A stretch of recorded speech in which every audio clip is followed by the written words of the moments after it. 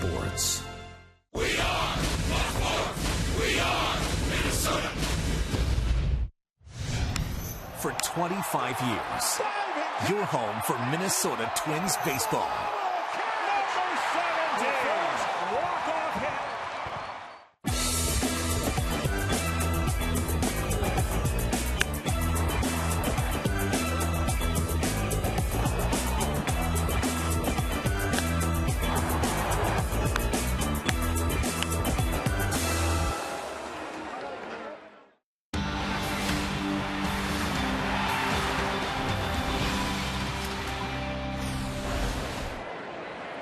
Deep to right, and there it is.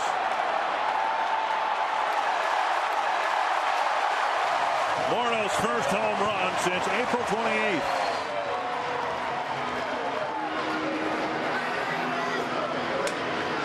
Morneau rewarded with a silent treatment last night from his teammates. Good things come to those that wait, and Justin Morneau waited a long time to circle the bases again.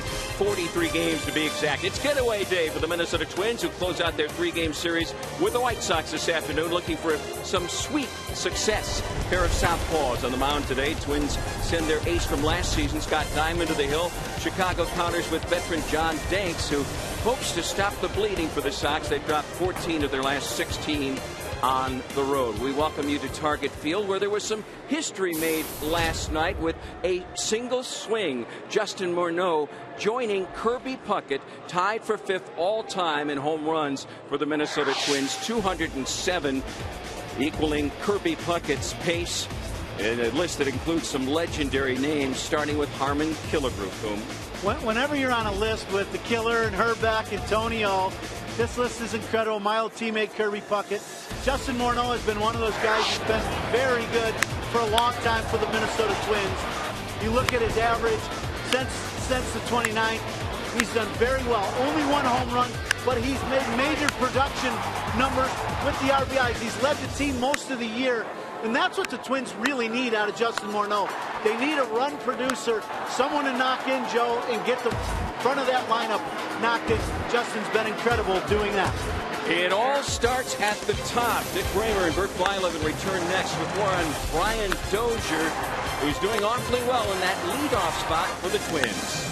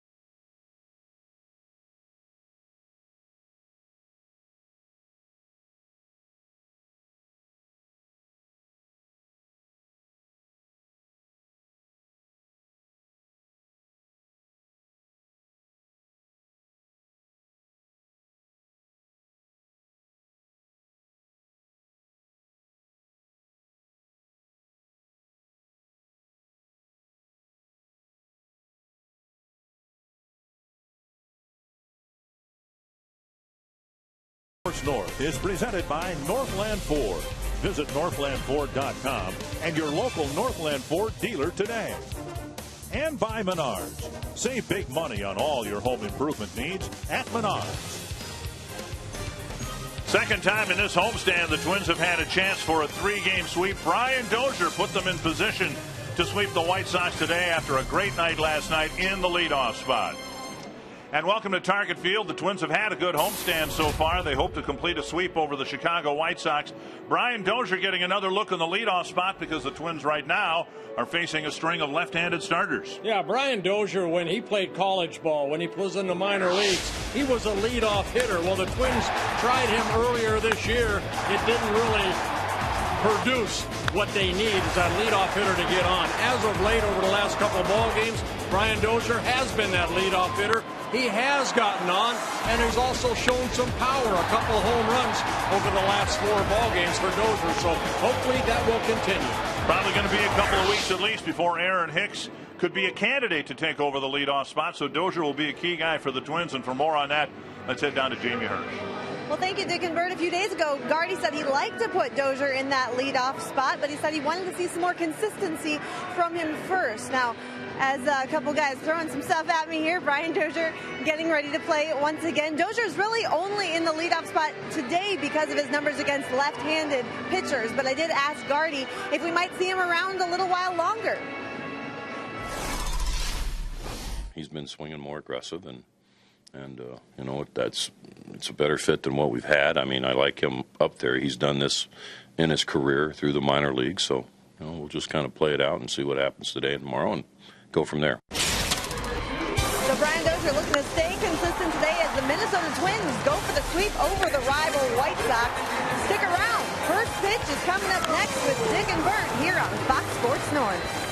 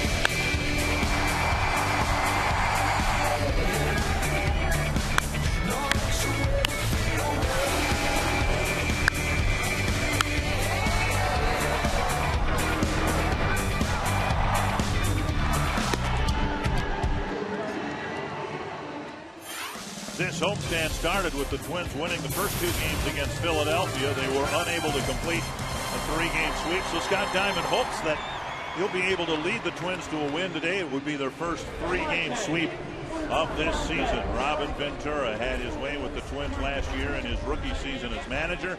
Twins trying to even the score here in year 2. Ventura's batting order brought to you by Menards. Alejandro De Aza leading things off. Alexei Ramirez, Alex Rios, Paul Konerko, Adam Dunn, Diane Viciedo, Jeff Keppinger, Gordon Beckham, and the catcher Hector Jimenez. Scott Diamond starting here this afternoon. Good morning, everybody. 13th start of the year for Scott Diamond, his second against the Chicago White Sox. He defeated the White Sox back on April 21st in Chicago 5-3 over Gavin Floyd. He went 6 very good innings. Hopefully he can do that here this afternoon. De Aza takes up and away ball 1. It'll be De Aza, Ramirez, and Rios in the first inning. De Aza started the game with a home run in last night's game. Twins came back to win it 7-4.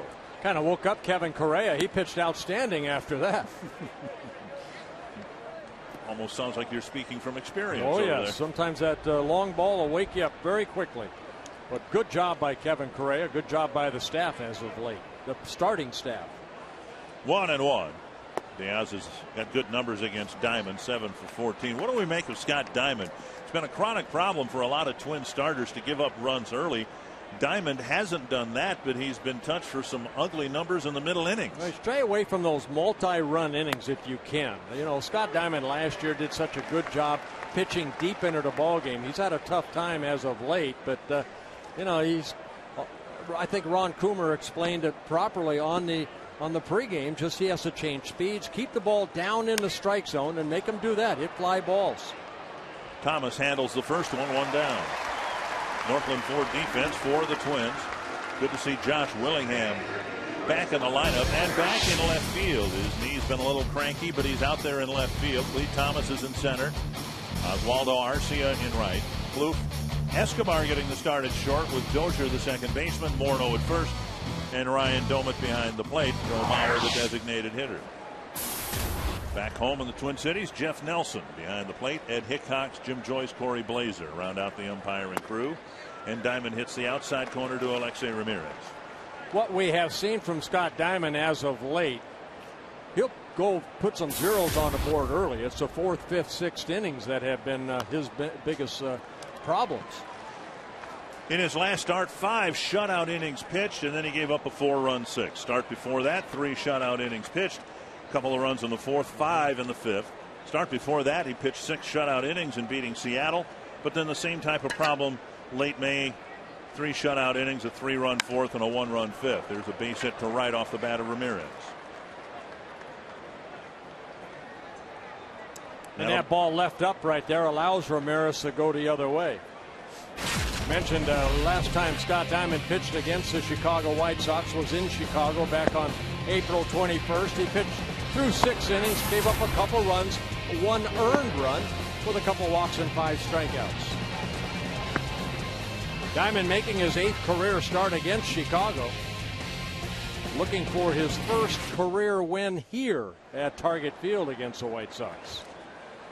Runner at first, 1 away, and Rios the batter. Over for a strike.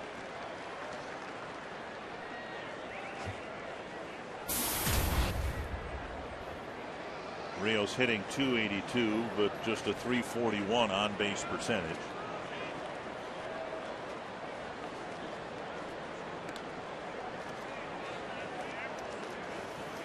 Diamond won his first major league game against the Chicago White Sox back on August 31st of 2011 in his 3rd major league start. And we'll talk about John Danks too. John Danks won his first major league game against the Twins. 1-1.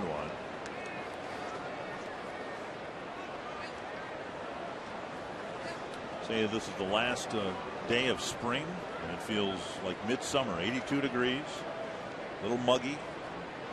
Great weather to watch baseball. Even if you're inside. There goes the runner. Domit's throw on one hop. Not quite in time. It's a stolen base for Ramirez. Yeah, Ramirez likes to run. His 15th stolen base in 17 attempts. Got a pretty good jump right there off of Scott Diamond. And a 1-hop throw. to Dozier. Quick tag, but Ramirez slides in safely. Bang, bang. So runner at second. 2-1 the count to Rios. Fouled back 2-2. Diamond with just one win in his last 7 starts.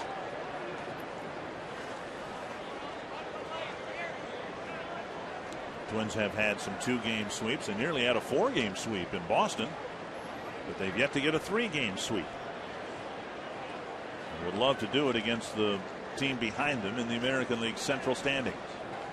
Inside. Full count. Last time the Twins swept the Chicago White Sox here in Minnesota, you have to go back to 2009 in late July. And the starters in that series was Glenn Perkins, Scott Baker, and Brian Duensing. Duensing made his first major league start against the White Sox in that series. And we were still inside. Fouled away.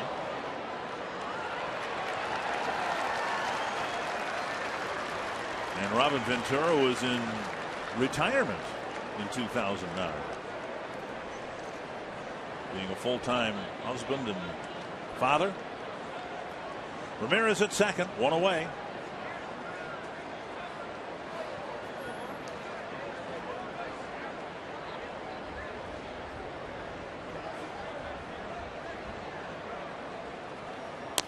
Chopped foul. Diamond not really a strikeout pitcher. 30 strikeouts in 66 1/3 innings coming into this ball game. Only 15 walks, 3 intentional walks for Diamond, so good control. So allowed 7 home runs. Tapper to short, no place for the runner to go. Escobar fires a rocket, just barely got him. Escobar had to show off his good arm there to get the speedy Rios 2 down. A nice play by Escobar. Florimon getting the afternoon off. Escobar kind of backhanded this ball. Not hit as hard as I think he thought it was, but then showing off that great arm to get Rios. And it keeps Ramirez at second base. And that'll bring up Konerko with a man at second and 2 away. Escobar, of course, a year ago was playing for the White Sox.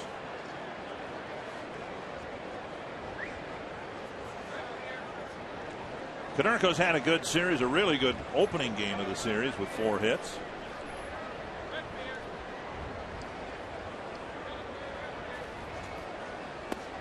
Down and away, ball 1.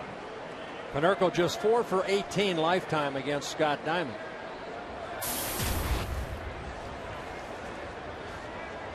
Five hits so far in this series for Konerko.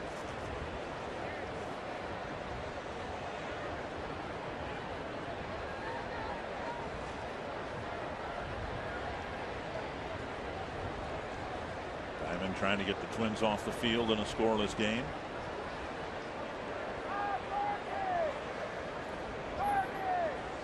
Twins head to Cleveland after the game. The White Sox head to Kansas City. Off the plate, 2-0.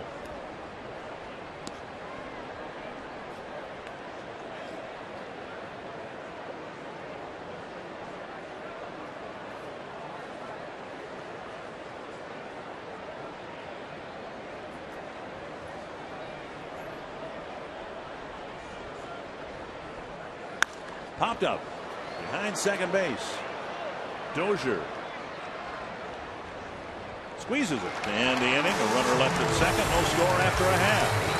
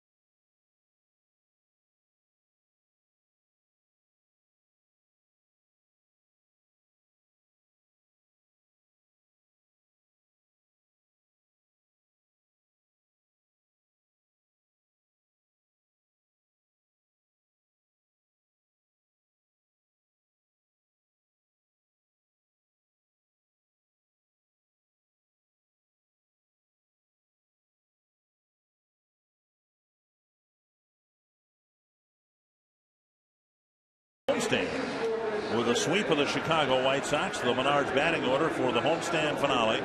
Brian Dozier back in the leadoff spot. Why not after his night last night? Joe Mauer, the designated hitter, batting second. Then Ryan Doumit, Josh Willingham, Justin Morneau, Trevor Plouffe, Oswaldo Arcia, Clete Thomas, and Eduardo Escobar. And on the mound this afternoon for the White Sox, it'll be left-handed pitcher John Danks, making his 6th start of the year. Activated from the disabled list in late May.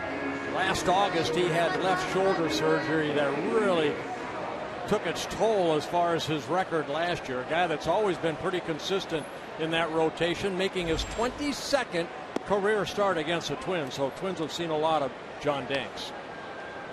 And unlike last night, with Chris Sale going and the left-handed batters really had an uphill battle against Sale, Twins have some left-handed batters who've done very well against John Danks. Both Mauer and Morneau have hit him very well over the years.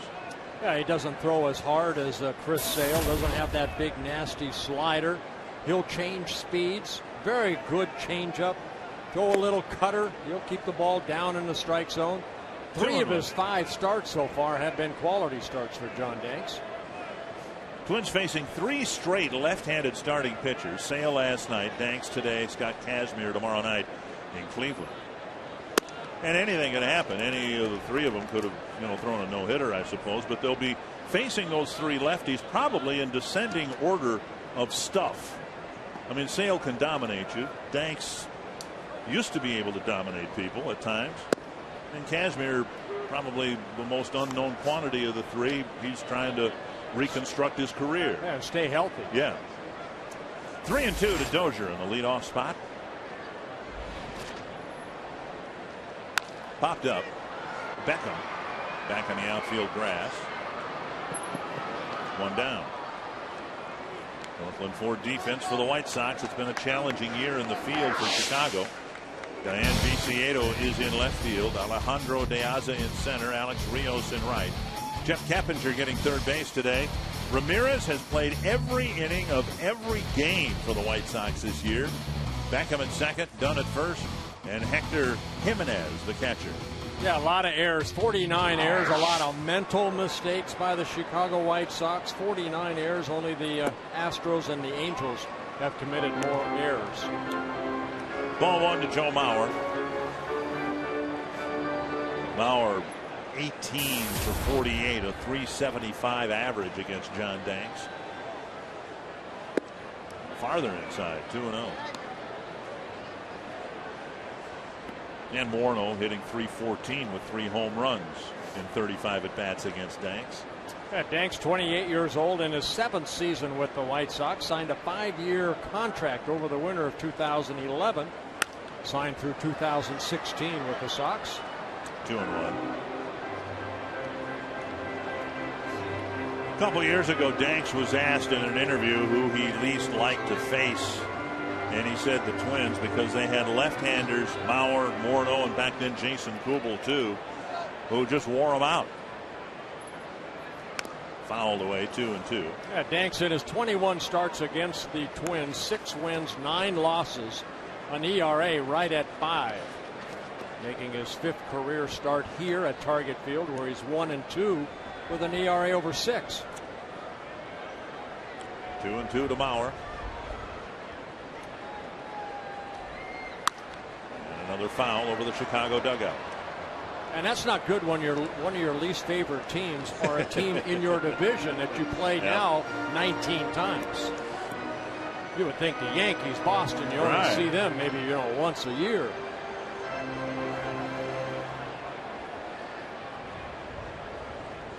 Another 2-2. Slap to left, a base hit. Down and in, and somehow Mauer put the barrel on it into left field. And Danks, I'm sure, saying, what do I have to do to try to get this guy out? Maybe underhand. That might help. Even at that, underhand it and then back up third base, right? Well, not a bad pitch. Watch this ball down and in. And Joe just, somehow he always gets the barrel of the bat on the ball. And this not hit very sharply, but just enough to get over the head of Keppinger in the left field. Ryan Doumit hitting third for the Twins, second on the team in runs batted in now with 35. And he fouls the first pitch away. Doumit has passed Willingham in the RBI department, 5 behind Morneau. Second on the team in home runs with 8. And even the batting average climbing up from the low 200s up to 240 now. Yeah, Doumit only 0 for 2. Danks has not faced the Twins since September of 2011. He had all that shoulder problem last year. Did not make a start against the Twins. 0-2 to Doumit. Ryan is a right-handed hitter, hitting .254. They're the RBI leaders for the Twins.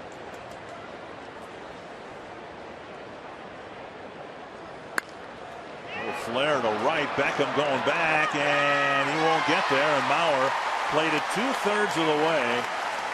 Very smart base running play by Mauer there, because Beckham could have caught that ball, and Mauer had to measure how far off first base he could extend his lead. Yeah, if he did not go that far, Rios comes in and probably gets the force out at second base.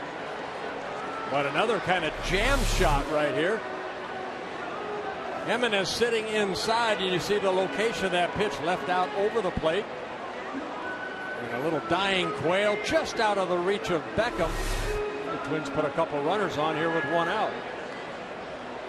Now Willingham with a chance to do some first inning damage.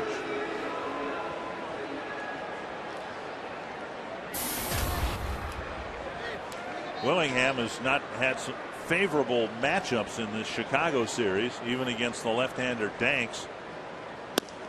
We gave you the numbers last night, not very encouraging for Willingham against Sale, and in a sense almost worse against John Danks. 1 for 6 with 4 strikeouts.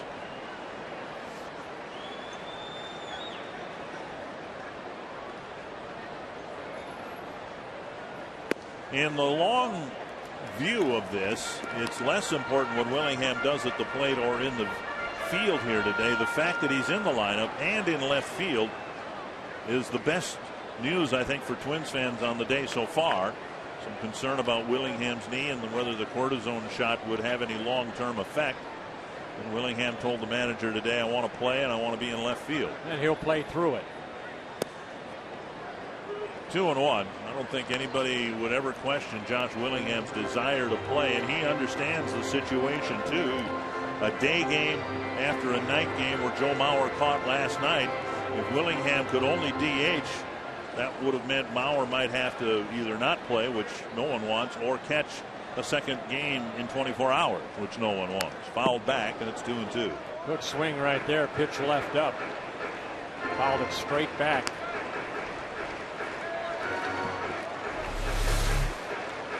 See that pitch right there, and Josh just a little out front. Danks making his 6th start. He has walked only 4 batters in the first 30 innings he's pitched so far. So pretty good control. Half swing. Did he go? No, says first base umpire Ed Hickox. Not a whole lot of speed out on the bases. Mauer at second, Doumit at first. What do you think? Will they send him? With Justin on deck? I say no, but yeah, Justin held up. But I'm not the manager. See what Gardy decides. And Danks just wanted to make sure everybody was not leaving prematurely.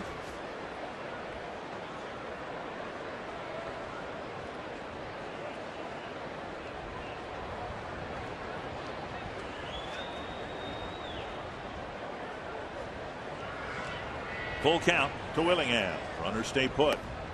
Call third strike. Danks shaves the outside corner for out number 2. Yeah, Josh maybe looking something inside, but Danks goes on the outer half of the plate and picks up his first strikeout. Jimenez, the catcher, pretty much down the middle of the plate. Good pitch. What does Fox Track say? Good pitch. Strike 3. Morneau at the plate with 2 on and 2 out.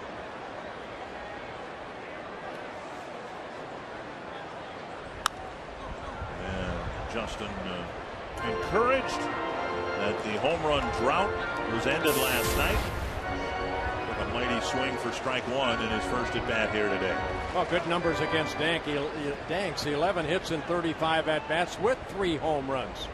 And he's driven in 10 runs against John Danks. Inside, 1-1.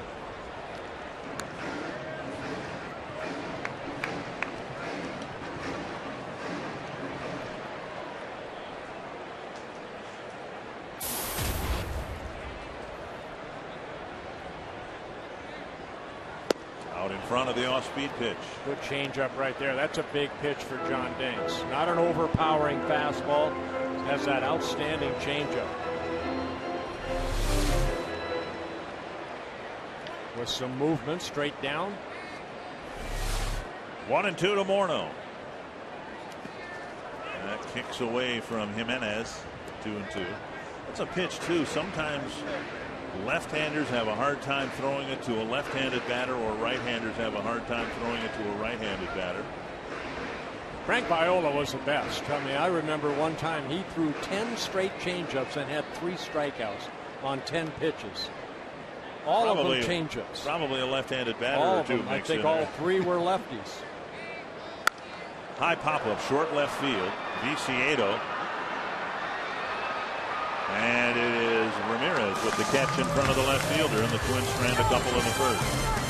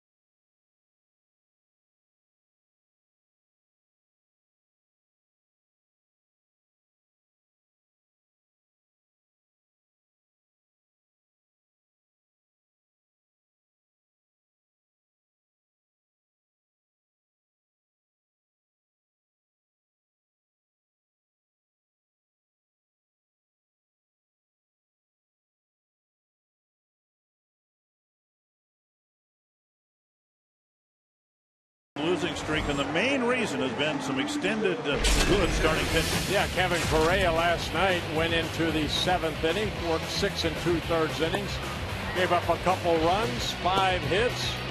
Twins are 9-7 in the month of June. The starters are 4-4 with a combined 3.62 ERA. What a difference it's been, you know, really since that 10-game losing streak, and really since Walters and DeDuno have kind of joined the staff. It was Walters who came up with a great effort to end that losing streak.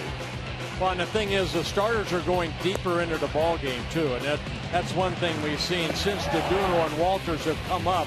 The starters are averaging 6 1/3 innings, which doesn't sound like a lot, but before that they were averaging 5 1/3 innings. Means it's another inning the bullpen had to take care of, and now they're working a little less out on that bullpen. Adam Dunn leading off, a swinging strike on the first pitch from Scott Diamond. Viciedo and Keppinger will follow. You know, and for the fans who are eager, I think we're all eager to see Kyle Gibson make his debut sometime later this year. Or for those who want Alex Meyer to be brought up from Double-A, Darrell May, they want somebody to come up and be inserted into the rotation. Now's not the time to do that. You know, a month ago, yes, but right now the starters are going pretty good. Check swing, and it's 2-1.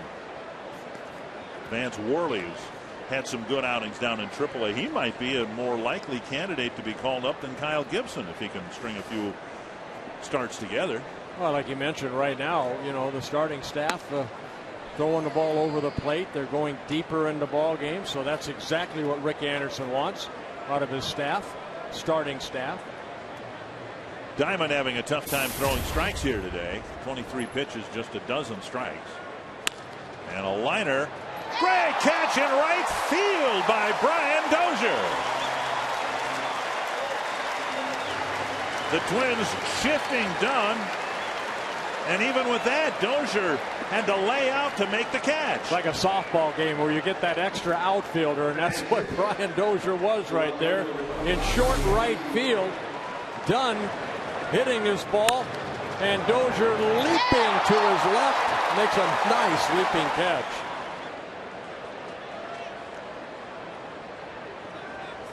Fine play by Dozier for the first out of the second inning. Here's Viciedo.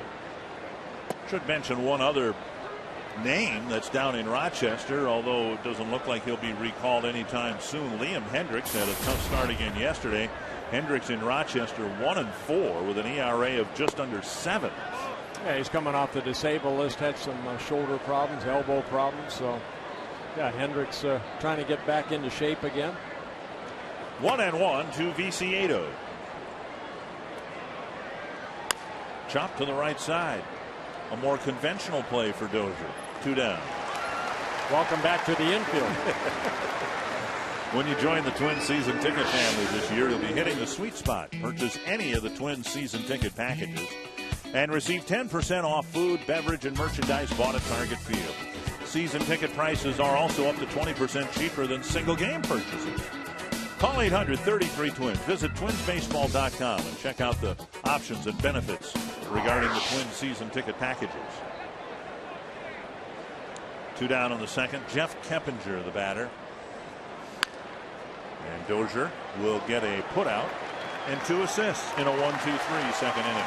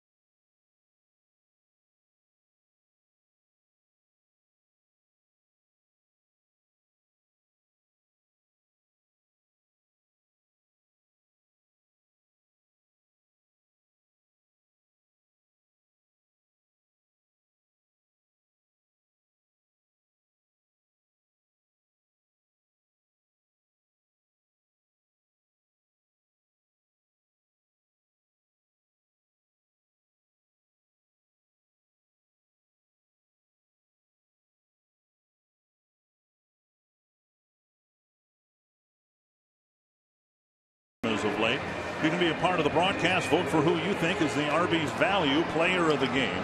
Text value, a space. The space apparently critically important to this process. Then the player's last name to 234-234. Let us know who you think had the most value in today's game, and we'll tell you the winner in the postgame show. Trevor Plouffe, Oswaldo Arcia, and Clete Thomas facing John Danks on the Twins' second.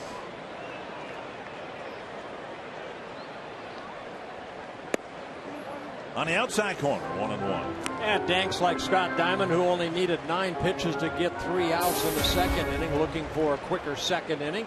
26 pitches in that first for John Danks. Popped up, deep short. Ramirez out. And again, he takes. He's not going to let Viciedo catch a ball. Viciedo says, "Why am I out here with a glove? You're going to catch everything anyway." One down. And that'll bring up Arcia.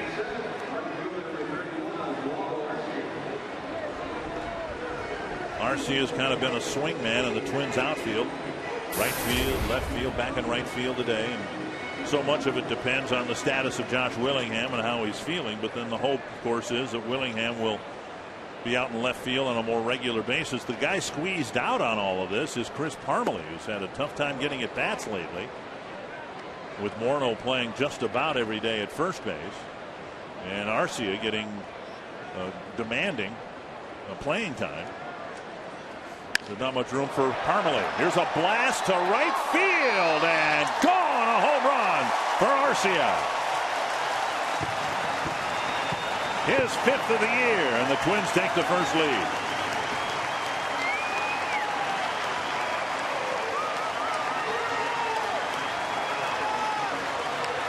Well, looked like a breaking ball, and he just got it up in the air. And Arcia hitting his 5th home run. His first since May 22nd, when he hit one in Atlanta. They measured it at 408 feet. And that's why Gardy likes Arcia in that lineup. He can generate some power. That'll bring up Clete Thomas. Twins hitting their 60th home run of the year. This one dribbled up the middle. Beckham's going to have to hurry. And he fires it into the Twins dugout. What in the world has happened to Gordon Beckham? His 3rd error this series. And they've all been, I don't know how else to describe it, kind of ugly errors. Well, a couple that he just kind of, yesterday just a ball hit right to him that he just bobbled first night in. A ball that short hopped the first baseman Adam Dunn, and here has to come in and then just does the old Steve Sachs. Just threw it into the camera well. It'll be an infield hit for Thomas, and then the error by Beckham, allowing Thomas to go to second base. And now Escobar will hit.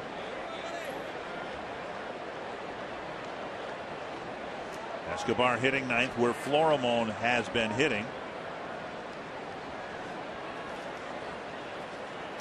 We've seen it happen so many times the other way, where a former Twin has come back to haunt the Twins organization. And much smaller sample size, and just the beginning of his career against the White Sox, but Escobar has hit White Sox pitching very well again this year. 3 for 9 with a home run against the White Sox. It was a bouncer foul.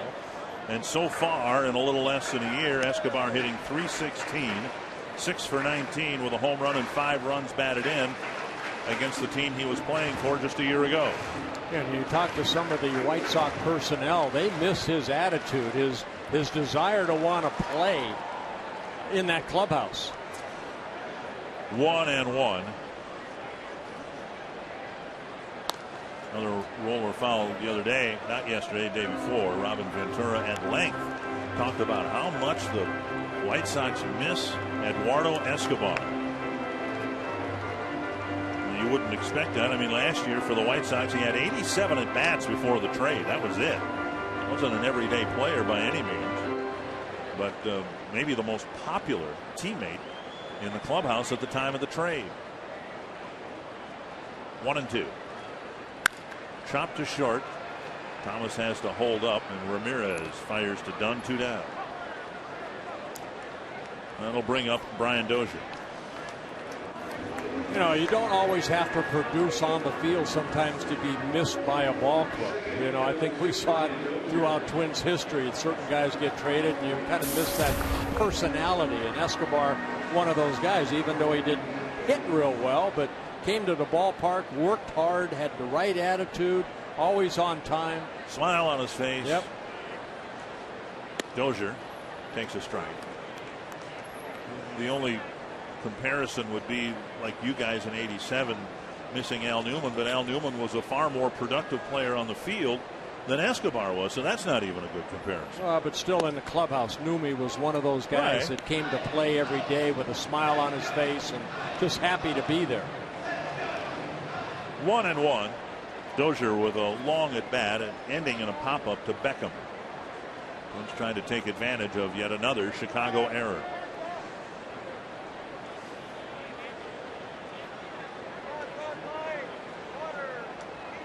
'50th error of the year for Chicago, and the Twins have committed 30. That's a pretty wide gap.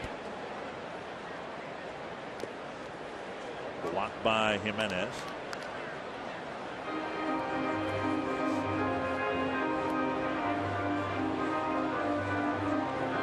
Two and one. Twins assistant general manager Rob Antony saying just before the game today that there's a chance Aaron Hicks might start a rehab assignment in Rochester as early as Monday of next week. Here's a high fly deep down the left field line. Retreating is Viciedo. Dozier has another one.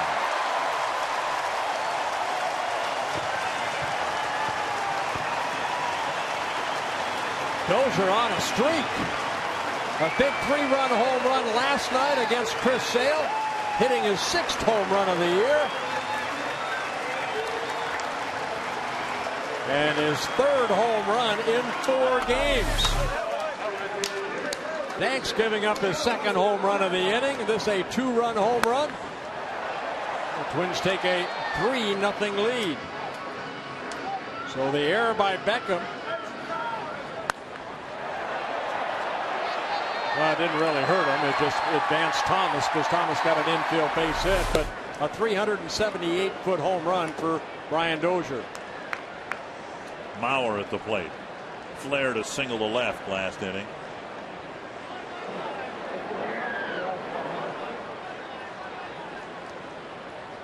Swing and a miss. Mauer tried to dial long distance. 2 strikes. 61st home run of the year for the Twins. They've given up 63.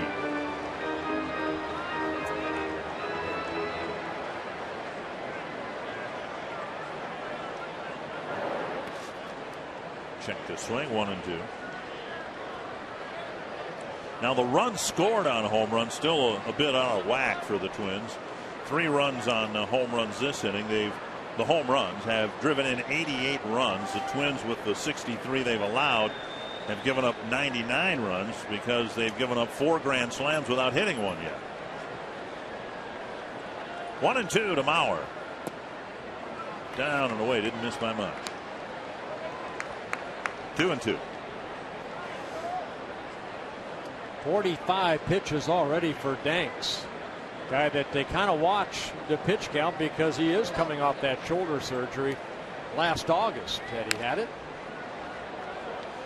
6 innings in his last start, and it wasn't a great start. A couple of home runs, allowed 4 earned runs, but they took him out with 76 pitches thrown.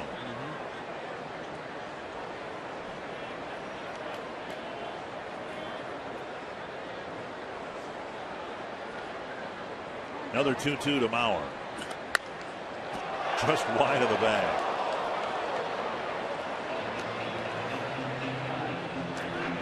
And I think if Mauer had gotten a hit down the line on that pitch, Danks would have glared at him all the way to second base.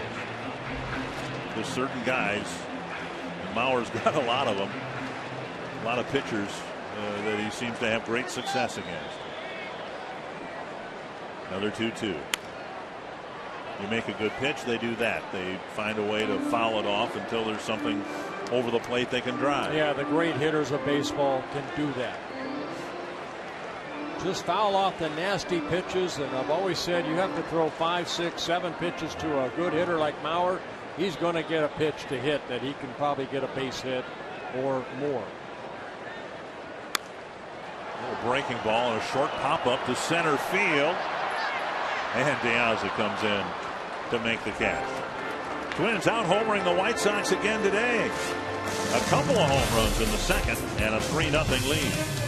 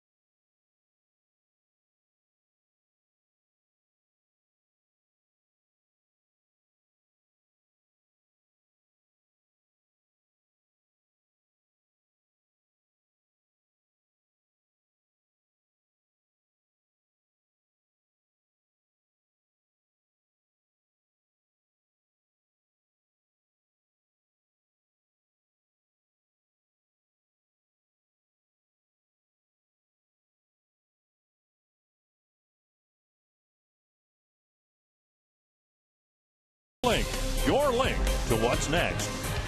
By Grand Casino, the best stories start here.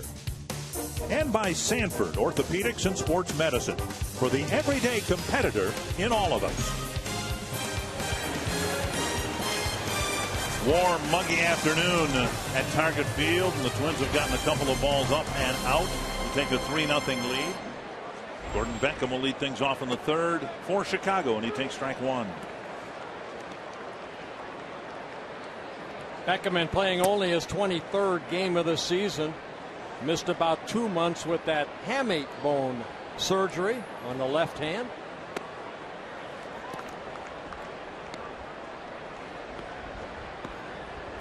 One and one. It'll be Beckham, Jimenez, and De Aza.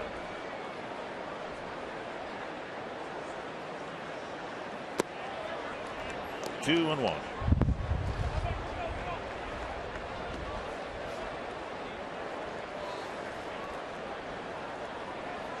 Diamond hoping to pitch a scoreless third. It would be his 5th straight start where he's put zeros up in the first 3 innings. Drilled to center. Thomas back for the catch. One away. Talk about the gap in errors. 50 for the White Sox, just 30 for the Twins.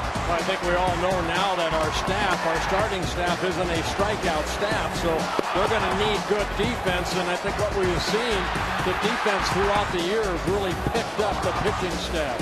Some great plays out there made by everybody. A lot of outfield assists we saw earlier in the ballgame. Dozier making a nice diving catch off the bat of Adam Dunn. Hector Jimenez, the catcher, and he takes a strike. Twins pitching staff doesn't pile up strikeouts. They also have not been giving up the long ball. We mentioned the Twins have given up 63 home runs. Only one team in the American League has given up fewer home runs, and that's the Tigers. And that's because half the at-bats end up in a strikeout against that Tiger staff. Yeah.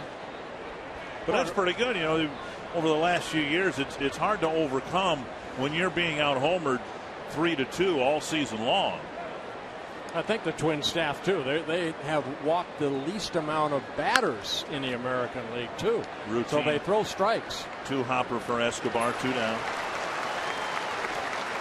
You can ask a question at carsoup.com/baseball. Dan in Forest Lake wondering, what do you think is the main factor in the Twins' improved play as of late? Starting pitching. Just been more consistent, deeper into the ball game. You know, a lot of things contribute to a team playing a little bit better. A lot of new faces coming into spring training. It takes a while to get adjusted to a new ball club. The whole starting staff, other than Diamond, really, at the beginning of the year, kind of new to the staff. Guys settling in, feeling a little more relaxed. Since that awful 10-game losing streak, the Twins are 14-9. And since that awful 10-game losing streak, the starting pitching has been competitive. Ball pulled about a foot foul. Competitive to the point where if Scott Diamond can join the group, you can imagine this team putting together a winning streak. Maybe not 10 games, but you can imagine this team, as long as the starters give you a chance, you've always got a chance to run off 4, 5, 6 in a row. And that's what the Twins hope to do. Swing and a miss. Another good inning for Diamond as the White Sox go down quickly, 1-2-3.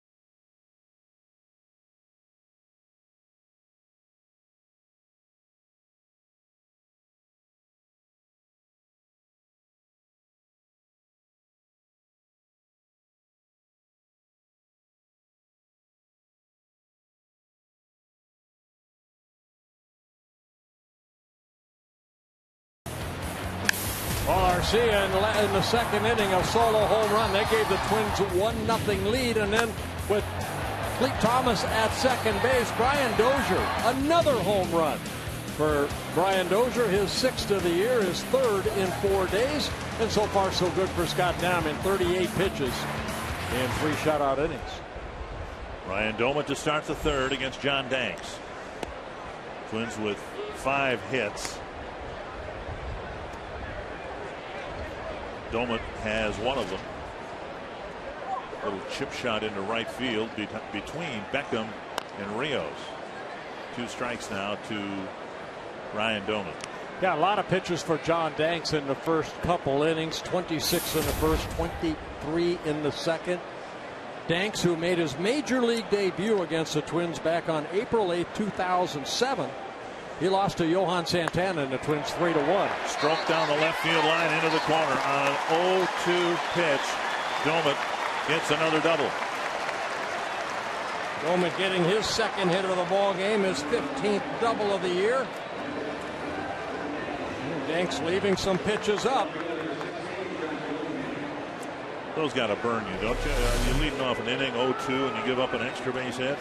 Yeah, that ball was left out over the plate. You kind of watch where that catcher sets up. He's setting away, but the ball coming out over the plate. And we've seen that so far this afternoon from John Danks, missing the spots. Danks gave up 3 runs in the second. He wiggled or wriggled out of a jam in the first inning. First and second, 1 down. He struck out Willingham and got Morneau.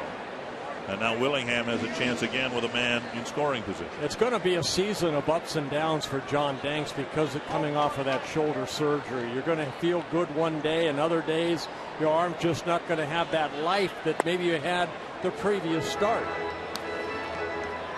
And you'll have at-bats like Danks' first one with Willingham where the command is there. You know, throw a changeup on the outside corner to strike him out, a called 3rd strike. But then, you have an at-bat too where you get ahead of a guy 0-2, you hang one, he gets an extra base hit or a home run. I never minded giving up an 0-2 base hit because you're aggressive in the strike zone as long as you're throwing where the catcher is setting, your control. But if you leave a hanger 0-2, kind of what he did right there to Doumit, yeah, it kind of upsets you a little bit. 1-1 to Willingham. Base hit to left. Doumit to 3rd. They're waving him around. Bicieto's throw coming through. Out at the plate. And Doumit, in an awkward collision with Jimenez, is retired, but he gets up not limping. And he looked at Justin Morneau. I'm not sure whether Justin gave him any indication whether to slide or not, but that could have been disastrous for Ryan Doumit. Well, this ball hit sharply right here. Bicieto charges the ball nicely and then shows off a very solid arm with a 1-hop throw. And Jimenez right there holding his ground. A quick tag of Doumit. You see Joe Barber saying, come on, chug, chug, chug. And he didn't know whether to slide or stand up. In part, I think, because Jimenez decoyed him. Jimenez just stood there, and the ball just kind of showed up in his glove. Morneau takes a strike. Very good throw by Bicieto, one-hopping Jimenez, and then a quick tag.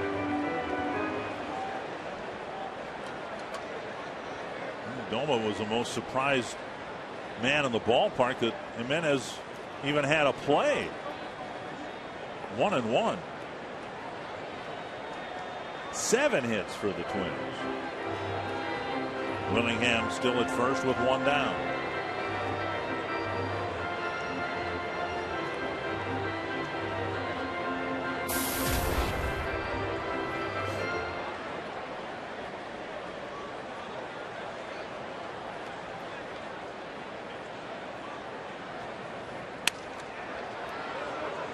Foul.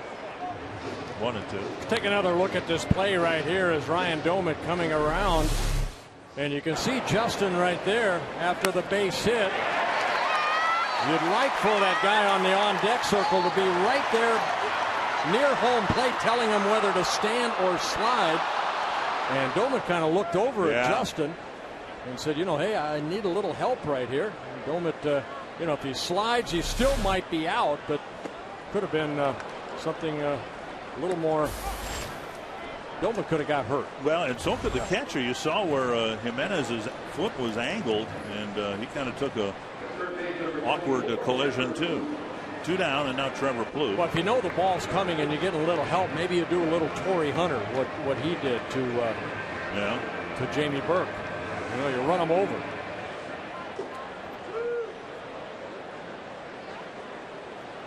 Plouffe, the batter. Popped up. Short left field. We'll see if Ramirez wants this one. Hey, Viciedo gets a chance. He showed off his arm, wearing a glove for a reason, too.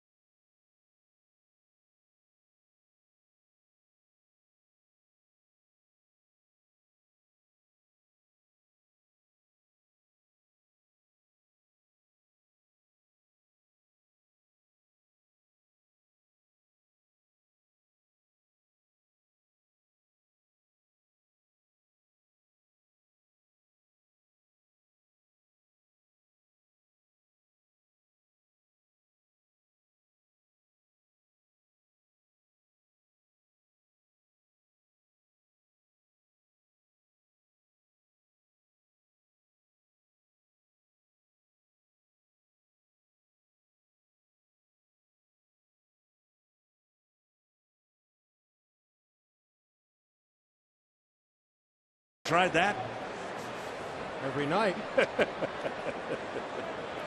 ever there was a loaded question or a question that didn't need to be answered. Thank you for setting me up. Alexi Ramirez. First pitch, hook foul. Well, the Twins leading here 3-0. Oh, what a great catch. Did he catch it? The ball boy? Oh, yes, what a great catch. He leaped straight up. Take a look right here. Might have saved somebody's from getting hurt behind him. Wow. Very nice. Brian Dozier doesn't make the web gems. The ball boy will. 2 strikes to Ramirez. Look at him leap up right there. Make a nice catch. And what about landing on the stool? I think he missed it. Ooh. Yeah, he just did. Ooh. Great catch. Scott Diamond's retired 8 straight Twins. He's ahead of Ramirez, 0-2. White Sox. Ramirez has been the only base runner for the White Sox, and now a little chip shot to center. Dozier going out, can't get this one. It's another base hit for Ramirez, a leadoff single. Well, for the 5th straight game, Scott Diamond has put 3 zeros up in a row to start his day's work. But now the part of the game where things have gotten a little ugly for Scott. Innings 4, 5, and 6. Now in one start in the middle there, he completed 6 shutout innings and beating the Mariners. But ball boy getting another nice round of applause from the fans here. Ramirez with a leadoff single, and now Diamond's got to try to bear down and put some more zeros up. Well, he's had 9 double plays turned behind him so far this year. And Scott making his 14th start. Ramirez stole second in the first inning. Got a pretty good jump off of Diamond. Unsuccessful, of course, in the first 2 games in terms of winning a ball game, but we've seen the White Sox come back on the Twins in each of the first 2 games. tying the game at 5 2 nights ago and forcing a save situation late in the game yesterday. Strike on the outside corner. Rios bounced to Escobar his first time up.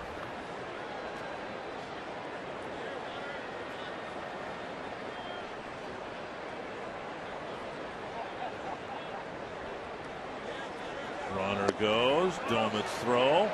This time they got him. The first time Doumit delivered a one-hop throw that narrowly missed throwing out Ramirez. This time on the fly, Dozier was able to slap on the tag. And the only third time this season that Ramirez has been thrown out in 18 tries. So again, it looked like he got a pretty good jump. This time he slides head first. In the first time, it was feet first.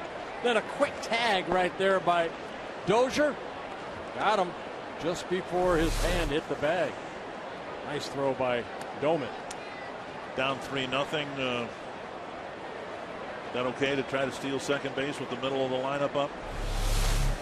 I mean, that's Ramirez. I mean, you know, he's a quick guy. He's been successful 15 of 17 going into that.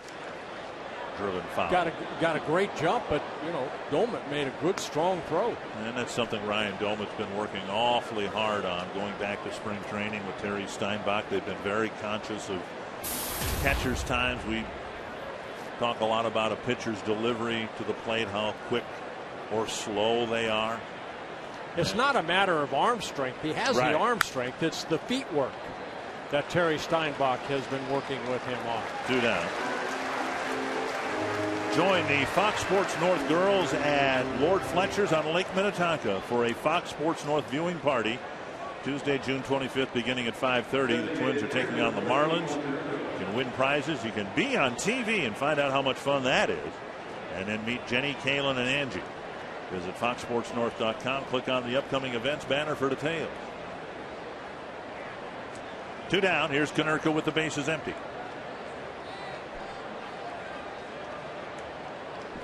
Just the 47th pitch of the ball game for Scott Diamond. Ball 1. And that's what Diamond did so well last year. Worked deep into the ball game because he had innings that he only needed 9 or 10 pitches to retire the side. Drilled fair into the corner. And Konerko will be held to a single. So the throw out at second base important because now Dunn comes up. He does not represent the tying run. Konerko at first with 2 down.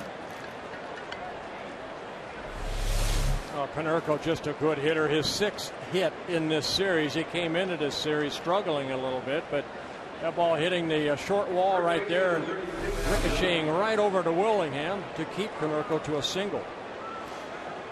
Even with a man aboard, the Twins will shift during the Dunn at bat. Dozier going back to short right field where he made a great catch on Dunn's liner in the second inning.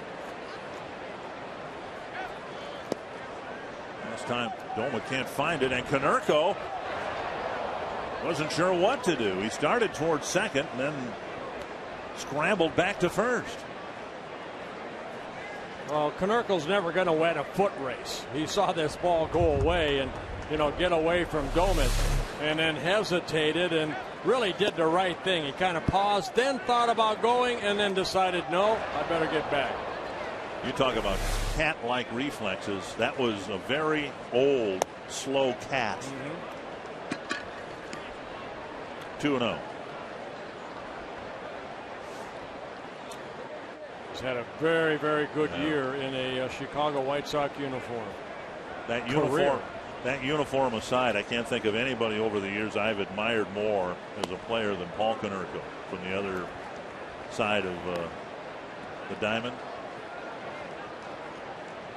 3-0 now to Dunn with Viciedo on deck.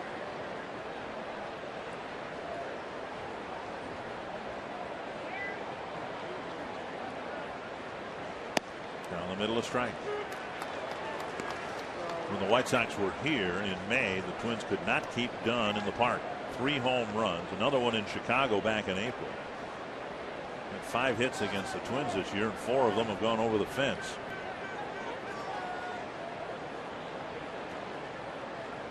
So he is not the guy the Twins want to see with men on base. I'm a little surprised that Justin's even holding on Konerko right here. 3-1, 2 outs.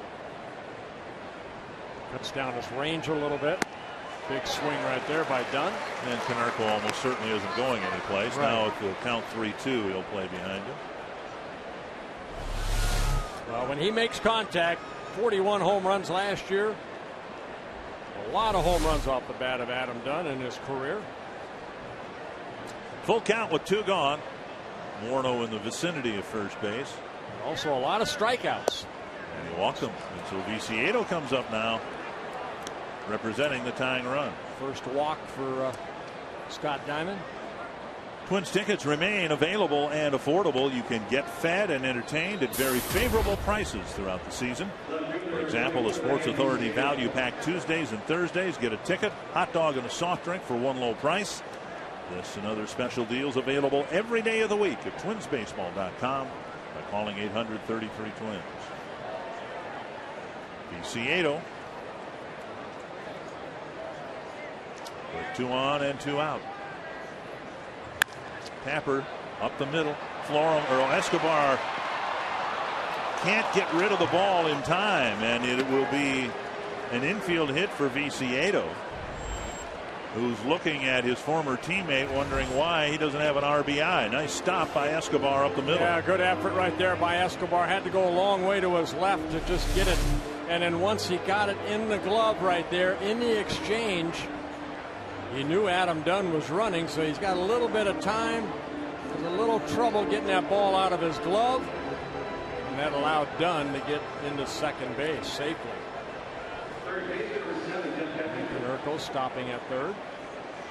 Now they're loaded up for Jeff Keppinger. And Diamond's got one of those situations that has really stung him so often in his last handful of starts.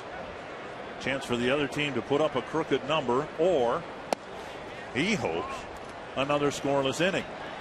It's just a matter of Diamond and his ability or inability to make a big pitch in a key spot. 1-0. Well, one thing you know is Keppinger is going to put the ball in play somewhere. He rarely walks, and he rarely strikes out. 1-0. It's a ground ball wide of Konerko and the line. Keppinger has only walked 4 times in 213 plate appearances, and he has struck out only 21. 48 hits, just 5 extra base hits. His signing has been a big disappointment for the White Sox this year. Open stance. He had such a good year with the Rays last year. Hit .325.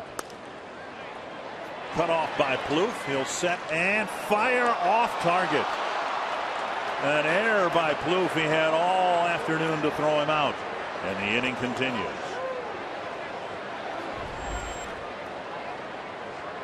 Well, for Trevor Plouffe, his 6th error of the year. Going to his left, sets, and then throws the ball high. Justin has to come off the bag, and all runners are safe. As Konerko scores, it's a 3-1 ball game.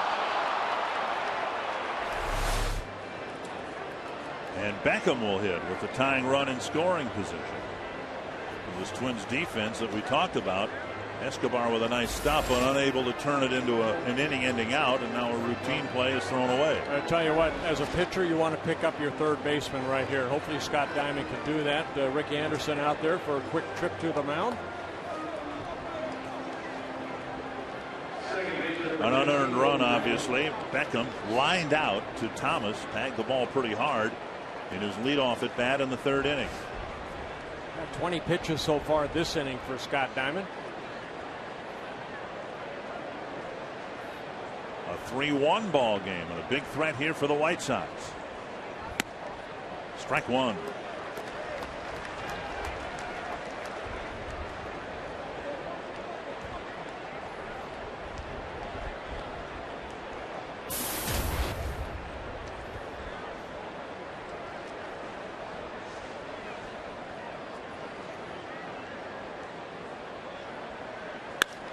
Flip to right field.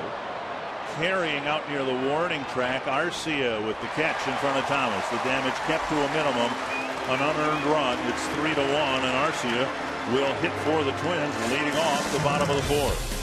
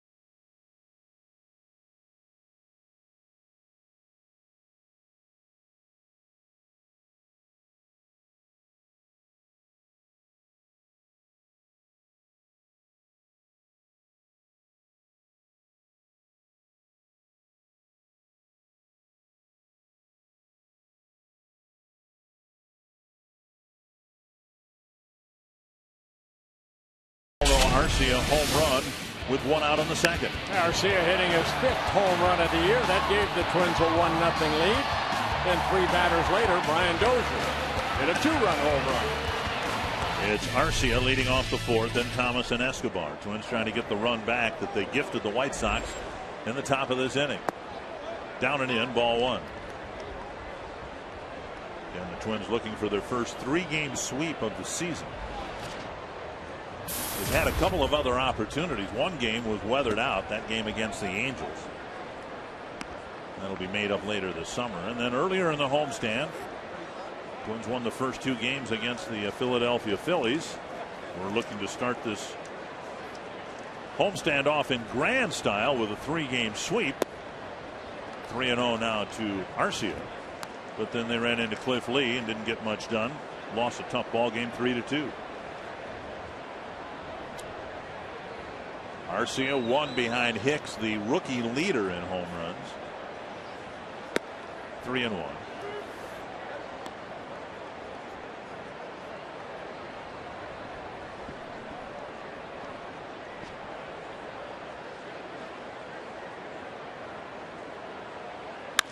To center and hit fairly well, but hit at De Aza for the first out. Yeah, a lot of fly ball outs off of John Danks. Only 1 ground ball out, and that came off the bat of Escobar in the second inning. Everything else hit in the air. Thomas hit it on the ground, might have beaten it out, but then Beckham threw the ball into the Twins dugout, so a hit and an error in Thomas's first at bat.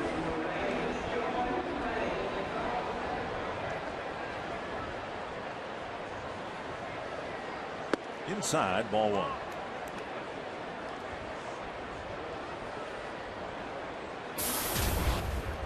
White Sox won't come back here till the middle of August.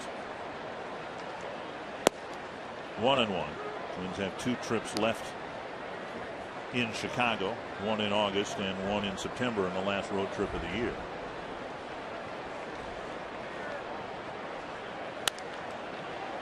You know, I think the question, Bert, a lot of Twins fans have, well, the ball boy now with an error. He gets cheered, now they boo him. He can go up, but he apparently cannot go very well to his right. Oh, right off the tip of the glove. Thomas taps it foul. I think Twins fans are intrigued with the fact that the team's played much better baseball, 14-9 since the losing streak. But then the question, And I'll offer it to you. Can this team elevate their play enough to get over the 500 mark and stay in this thing all summer long? Here's a drive to right field. That'll help. Oh, that'll help. Thomas hits his first of the year. Third home run of the ball game today against John Danks.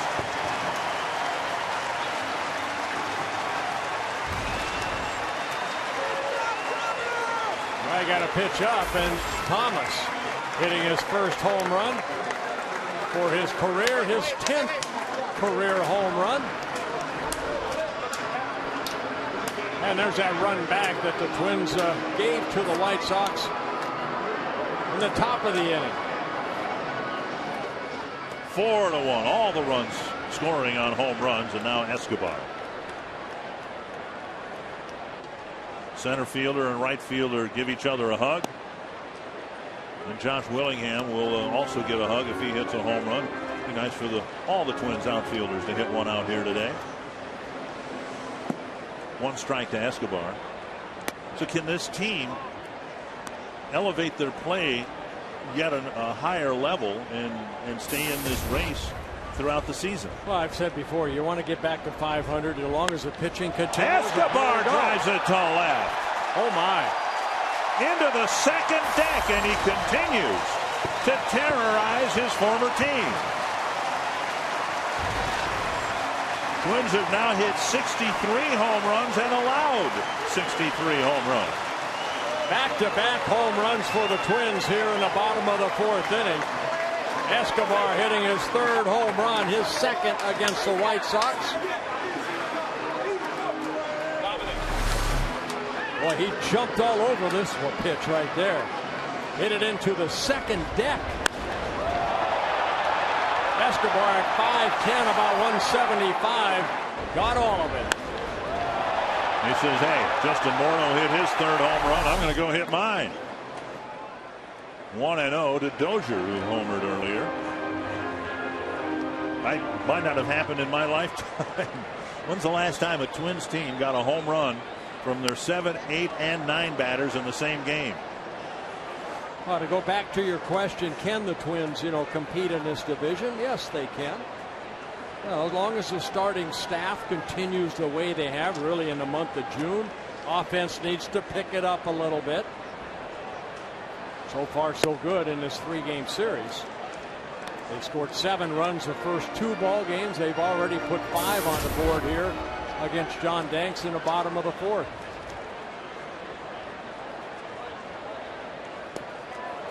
Two and two. Now, you at home might not feel the need to sit down as I bring you this news, but I'm going to sit down while I read it to you. The Twins, in 3 fewer games, have scored more runs than the New York Yankees.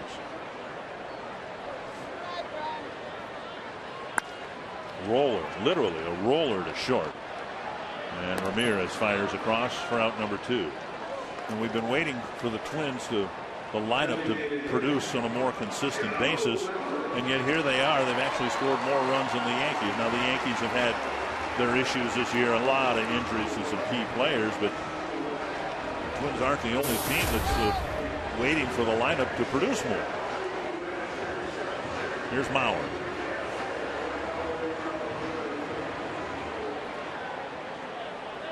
One for 2, a single to left and a fly ball to center. Side of ball. Twins getting a home run from their 7, 8, 9, and leadoff batters in the game today. And we're only in the 4th inning. Mauer slices it foul. 1-2. Or 1-1, I should say. Well, John Danks came into this ballgame allowing 6 home runs in his first 5 starts, and 4 have been hit out of the ballpark here against him.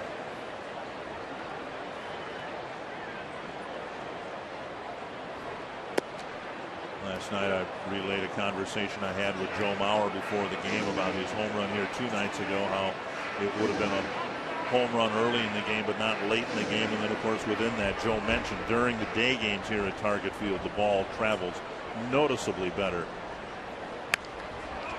And a ground ball single to right with 2 outs in the 4th. Second hit for Mauer. And that'll get Doumit to the plate. And another hit off of John Danks for Joe Mauer. When you pitch him away, he got that base hit away over the head of Keppinger in the first inning. Right there, tried to go in. Joe pulled the ball, found that hole between first and second. Hasn't been an inning yet where the Twins haven't had at least 2 hits. 10 already in the game against Danks. Doumit has 2 of them. Single in the first, a double in the third.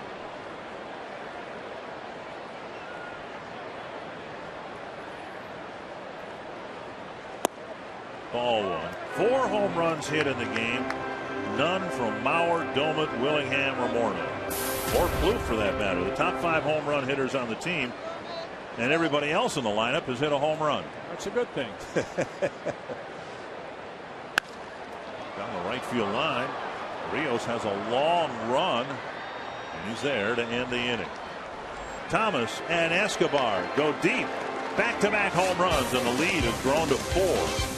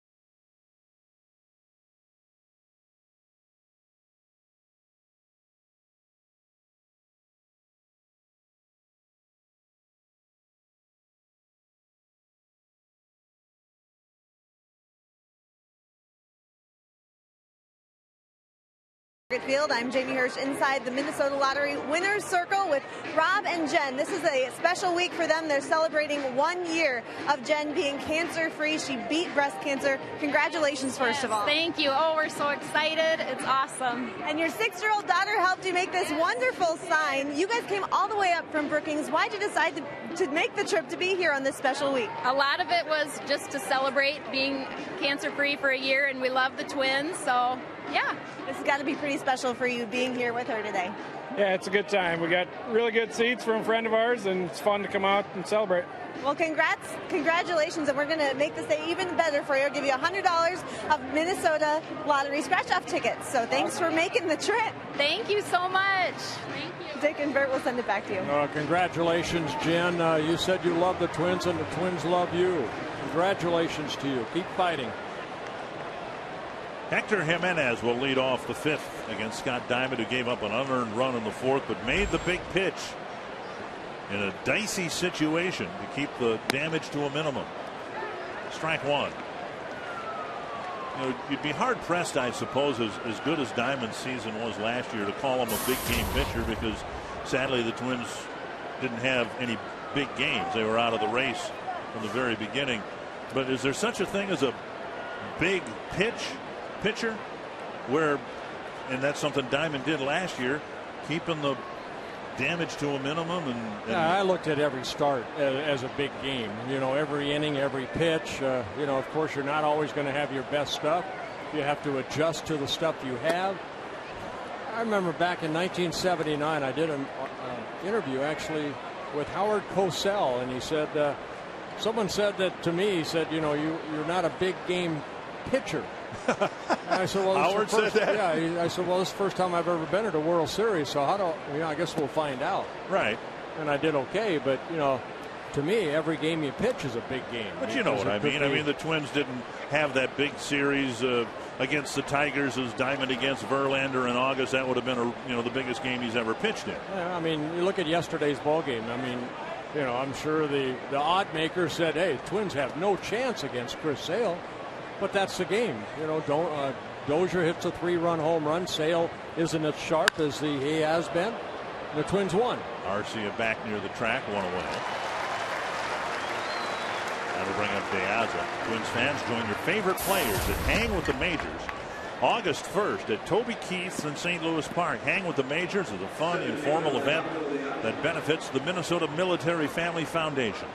Go to twinsbaseball.com/community or call 612-659-3426 for more info. Diamond was the ace of the ball club last year in that starting rotation. 12-9, good ERA, 3.5, 27 starts.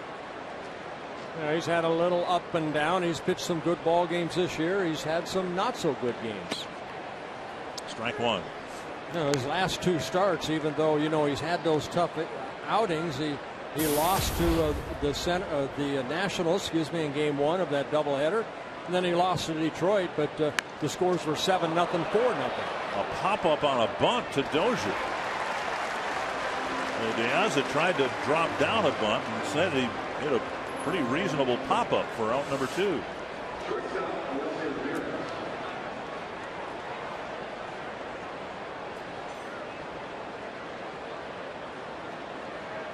Ventura's seen his team really hit the skids. They were at the 500 mark after 48 games, and since then have won just 5 and 16 since that point. 2 down here in the 5th. I don't think Robin Ventura and his staff can do any more than they do. The players play the game. You try to get them ready. Ventura, I know, almost on another day basis now. He'll have early infield. He'll, try to teach more fundamental baseball to these guys. But, it's the players that have to produce between the lines. Looking at their roster, if you've got a guy hitting in the middle of your lineup who's striking out almost half the time and hitting 180, your success or failure is almost regularly going to be determined on how he's doing at any given time. If he's going through a stretch as Dunn apparently is right now, or in this series at least, where he's having a really tough time, it's going to be tough to win ball games. You'd like to put it all on one guy's shoulder, but this guy's leading the club with 42 runs batted in. He has 18 home runs, 4th most in the American League. Yeah, he's not a high average hitter, but he is what he is. He's going to strike out, but he's also going to drive in a lot of runs. And that makes him a number 4 hitter, 5 hitter in a lineup, no matter where he plays.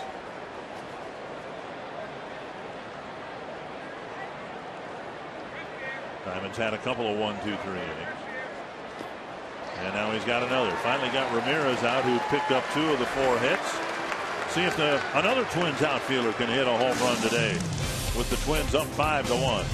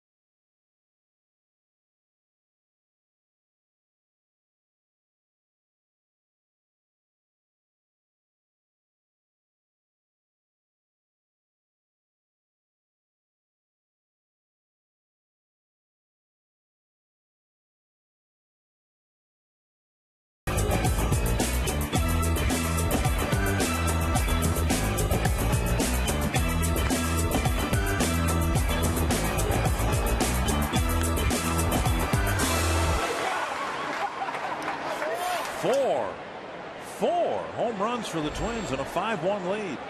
Josh Willingham lifts it high and deep to right. Rios back.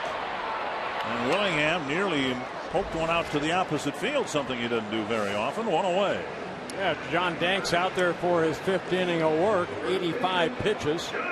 And this copyrighted telecast presented by the authority of the Minnesota Twins and may not be reproduced or retransmitted in any form. And the accounts and descriptions of this game may not be disseminated without the express written consent of the Minnesota Twins. Hey, while we're in Cleveland, happy birthday to you. Well, she's getting married in 2 days, it says. Well, congratulations. While we're in Cleveland, she's going to get married. Here at the ballpark.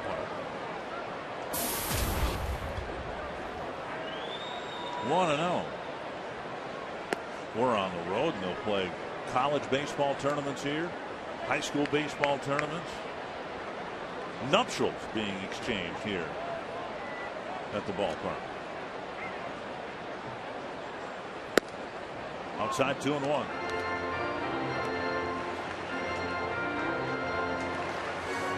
First time in Danks' career he has given up 4 home runs in a ball game, making his 165th major league start. Slow breaking ball, pulled foul. 2-2.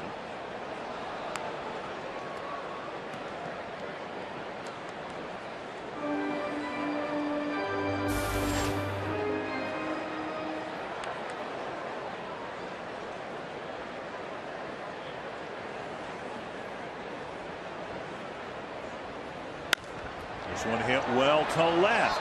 Viciedo near the track. The ball is carrying here today. Willingham with a threat for a home run to the opposite field, and now Morneau, but 2 are out. Saturday baseball night in America returns. The Twins are in Cleveland to take on the Indians. Baseball night in America begins Saturday at 6 Central. Well, with the ball carrying, the Twins again only 2 ground ball outs so far against John Danks. Everything else, all the other outs have been in the air. Including they all have that uppercut swing. Including Plouffe. Twice.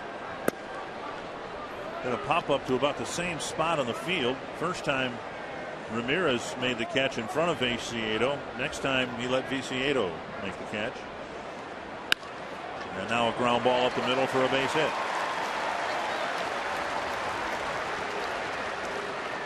And that will bring up Arcia. 11 hits for the Twins in this ball game here with 2 outs in the 5th inning.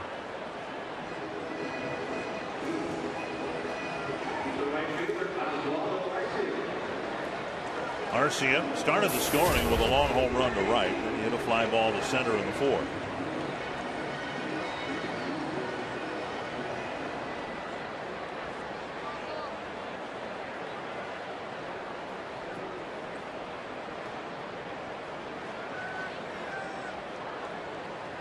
Swing and a miss, strike 1.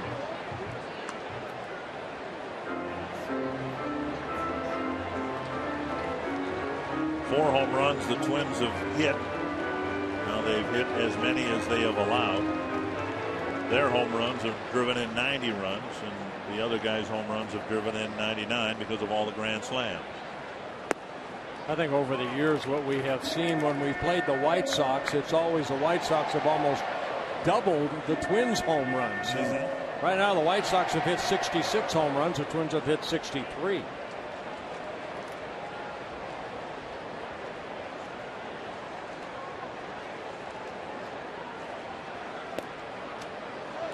Big slow breaking ball for a strike. Last year the Twins hit 131 home runs, but they gave up nearly 200 home runs.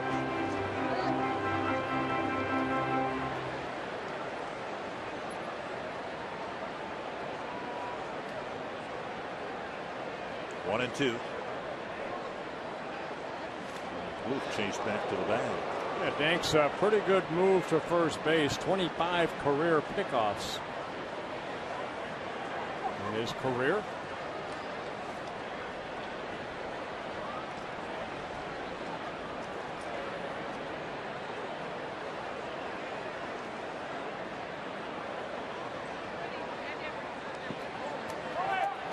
Jimenez blocks it, but Plouffe advances to second anyway. They kind of landed on that right hand, kind of shaking that right hand.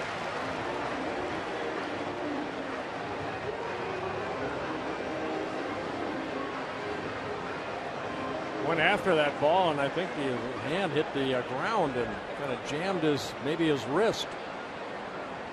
Be a wild pitch, charge to Danks, allowing Plouffe. Take a look right here.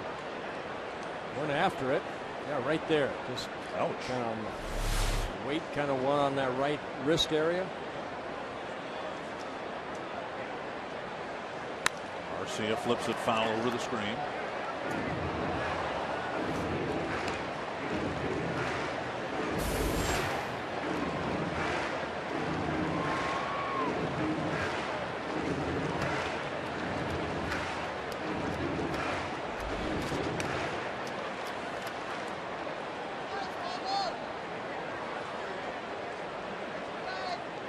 Two and two again to Arcia.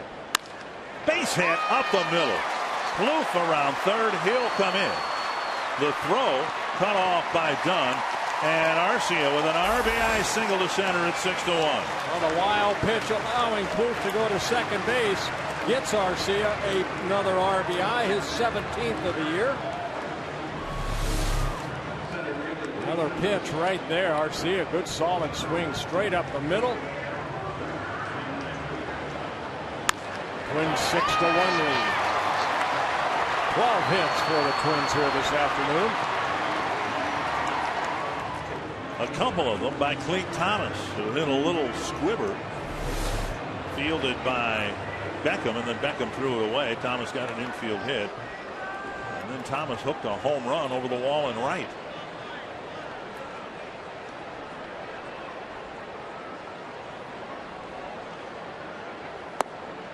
Down low, ball one.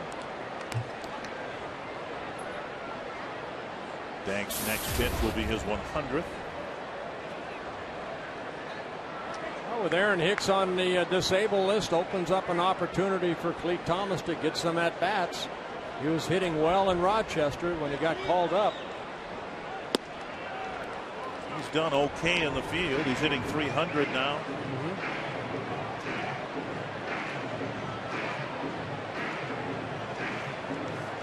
Lindstrom warming up for the White Sox, just getting started with his warm-up routine. Popped up near third. Keppinger crosses the line, and the Twins put together a nice two-out rally to score another run in the fifth.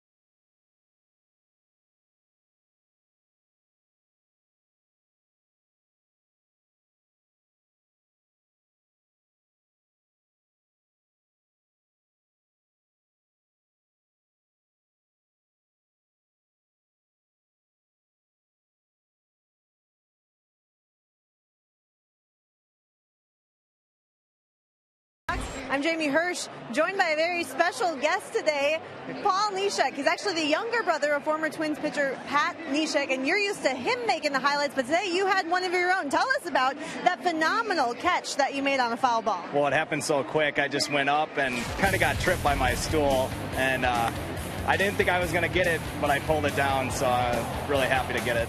The people behind you were probably pretty happy, too. That was a pretty sharply hit ball. Yeah, it was definitely hit pretty sharp, so yeah, I'm really happy I got it. I do have to give you a little bit of grief about another ball that came your way and you missed it. I'm sure you know what I'm talking about. Yeah, I got it. I was happy I knocked it down because the little guy, I don't know if he would have got it, so I was happy to see at least I kind of blocked it out of his way too, so that was good.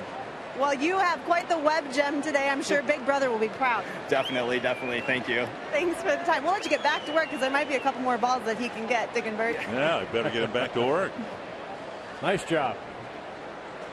Pat Neshek in Arlington, Texas with the A's. They've played a game here this afternoon. Oh, Dozier almost made another great catch. Rios' drive just over the tip of his glove for a leadoff single. Fifth hit for the White Sox. First for Rios off of Scott Diamond. And they've all been singles. And Konerko has one of them. He scored the lone run for the White Sox on a throwing error by Trevor Plouffe in the fourth. If the White Sox don't turn this game around, they will be 12 games below the 500 mark for the first time since the end of the 07 season.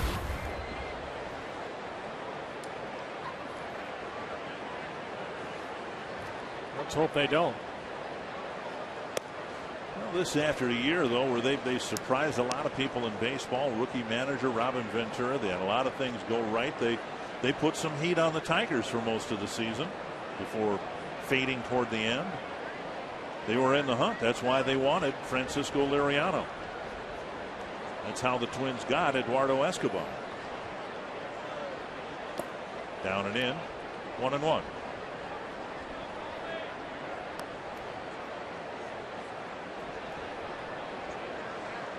Suppose that weighs on every general manager's mind. Once you get into July and August, what do you do? Are you in? Are you out? Generally, are you buyers or are you sellers? But then what do you give up to try to improve your team's chances of winning the division? And then if you do give up something and you don't win it, what have you lost?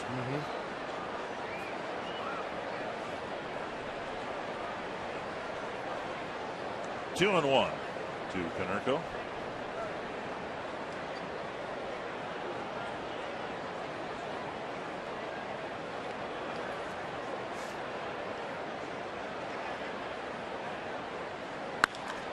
Walloped to left and gone. A line drive home run, and the White Sox score a couple here in the sixth. And it's a 6-3 ball game. Well, one guy that has gotten hot in this series is Paul Konerko. That's his 7th hit, his 7th home run, and that didn't take long to get out of the ballpark. Couple of well-hit balls here in the sixth against Scott Diamond. The ball left up, Konerko line drive home run. Konerko, his 7th home run, is 429th career home run. Now Adam Dunn takes ball 1. 8th home run that Scott Diamond has allowed. Dunn takes low, 2-0. Dunn hit a liner. Dozier with a diving catch in short right field back in the second inning, and then a walk in the fourth.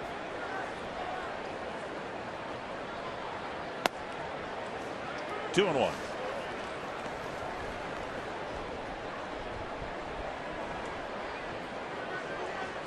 Still nobody out here in the sixth.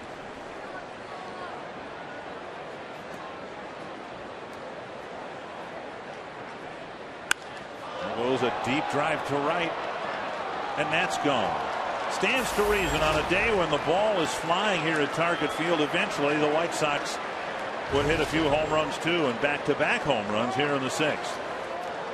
Well, that 1-2 combination for the White Sox, Konerko and Dunn, back-to-back home runs.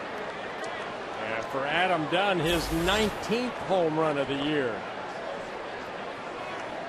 And that did not take too long to get out. Nick Anderson's going to come to the mound with some activity in the Twins bullpen now. Well, we said it before, you know, the 5th, 4th, 5th, 6th innings for Scott Diamond have been the innings for him to, you know, really struggle a little bit, leaving some pitches up. Dunn and his power. We were wondering about this after his last start, and I think you brought up the stamina issue and how pitchers need to be able to be strong with their legs to get through the rough spots in the middle innings. Well, you see it too many times, and not only the Twins pitching staff. It's like if you go 7 innings, you have a complete game. That's the mindset, I think, for today's starters. Even Kevin Correa yesterday, you know, went into the 7th inning, couldn't get out of it. It's not the first time that a starter, no matter if it's a Twins, whoever. Swarzak starting to loosen up. Viciedo with an aggressive swing and a foul, 1 strike. It's going to happen once in a while, you know, but we see it too frequently that the starters go deep into the ball game. 6th, 7th inning, they just seem to lose it. 1-1. Pitch count still moderate, 84 on the game. Diamonds had 3 1-2-3 innings, an unearned run in the 4th, but now 3 earned runs in the 6th. What you want to do is get stronger as the game goes on, but you can see the graphic right here, the chart we're going to show you. Innings 1 through 3 for Scott Diamond, pretty good, but 4, 5, 6, very high ERA, and he doesn't get into the 7th inning too often. Retreating Willingham with the catch, the first out of the inning.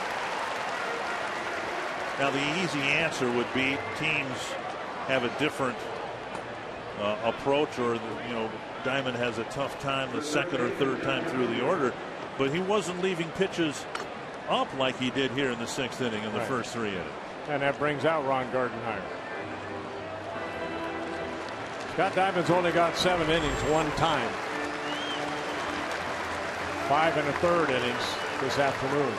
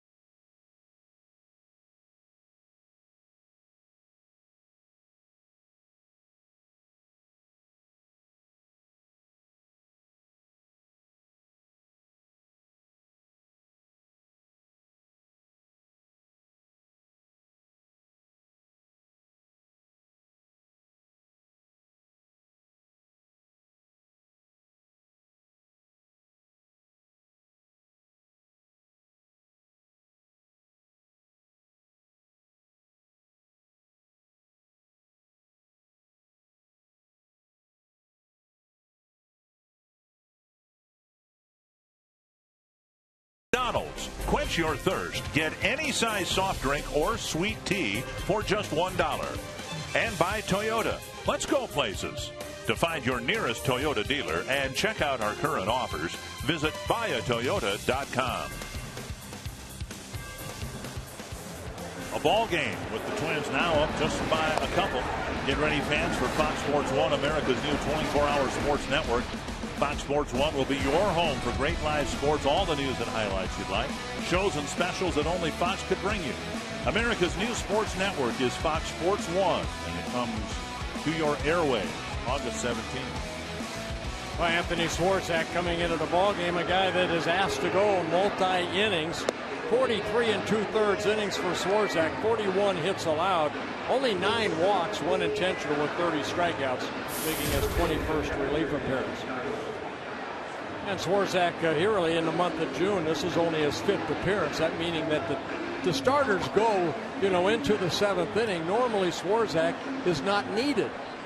But here, Scott Diamond only working 5 1/3 innings is needed, hopefully, to get the final 2 outs here in the 6th inning. And then maybe the 7th, and so on. Keppinger, the batter, 0 for 2. Slow breaking ball, over for strike 1. Keppinger hit the ground ball to Plouffe. Trevor threw it away, and the White Sox got their first run in the 4th, but now here in the 6th. 2 home runs by the middle of the Chicago batting order, and the White Sox are back in the game. 1-1.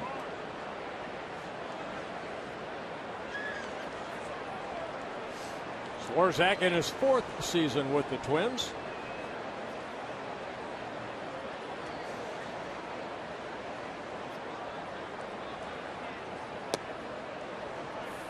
Two and 1.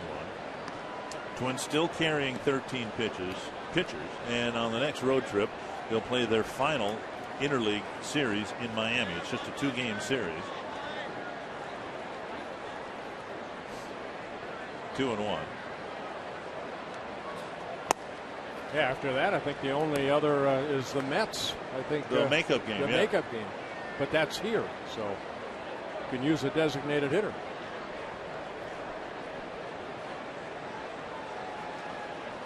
Three and 1. And now 3-2. Ron Gardenhire saying the other day he doesn't anticipate the Twins cutting back from 13 pitchers to 12. The thing is, the bullpen's so strong. Who do you eliminate? They're all pitching. Whoever well. you send somebody down, and it wouldn't be on merit.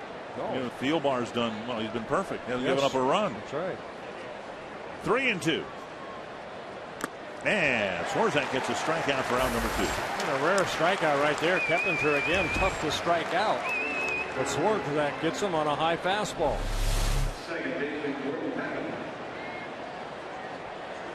And that'll bring up Gordon Beckham.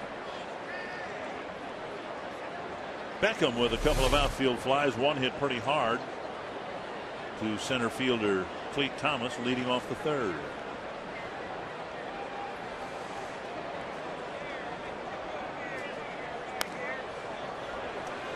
Foul back just beneath us. And there isn't much that is beneath us. There isn't. Jack Gladden in the radio booth had his glove ready. Were you I want to say it was one of the Detroit road trips, so you didn't see it.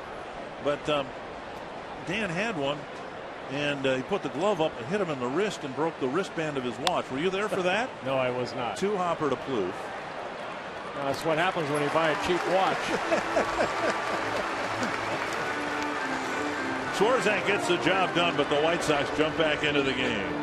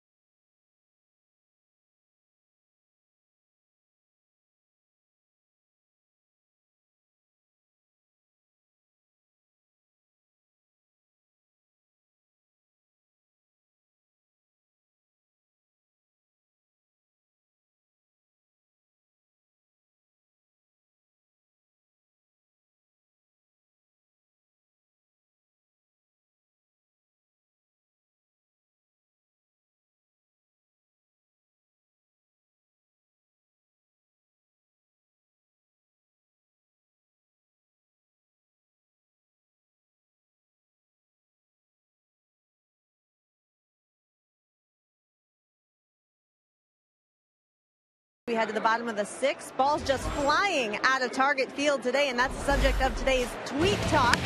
We want to know what you think about the Homer Happy Twins, so use the hashtag HRHappy. Have fun with this one. Maybe tell us which is your favorite home run so far. There have been plenty to choose from. So we are sparking the conversation on Twitter. We will share our favorites throughout the broadcast. Guys, a muggy, summer-like day here at Target Field, but just the right temperature for home runs, apparently. Yeah, hitters love to hit in this kind of humidity. It's just the opposite of what you think. I had an airline pilot tell me that once. You have humid air and it feels heavy, but the ball actually travels farther in warm, humid air than it does in dry conditions. Escobar hit a home run as a right-handed batter back in the 4th inning against John Danks, but now he's facing a new pitcher. Yeah, Matt Lindstrom coming into the ball game. He tried to hit one from the other side of the plate. Pitcher making his 36th relief appearance in his first season with the White Sox, doing a pretty good job out of that bullpen. 2.83 ERA, 24 hits allowed in 28 2/3 innings. Walks a little high, but he has 20 strikeouts in the 28 innings pitched.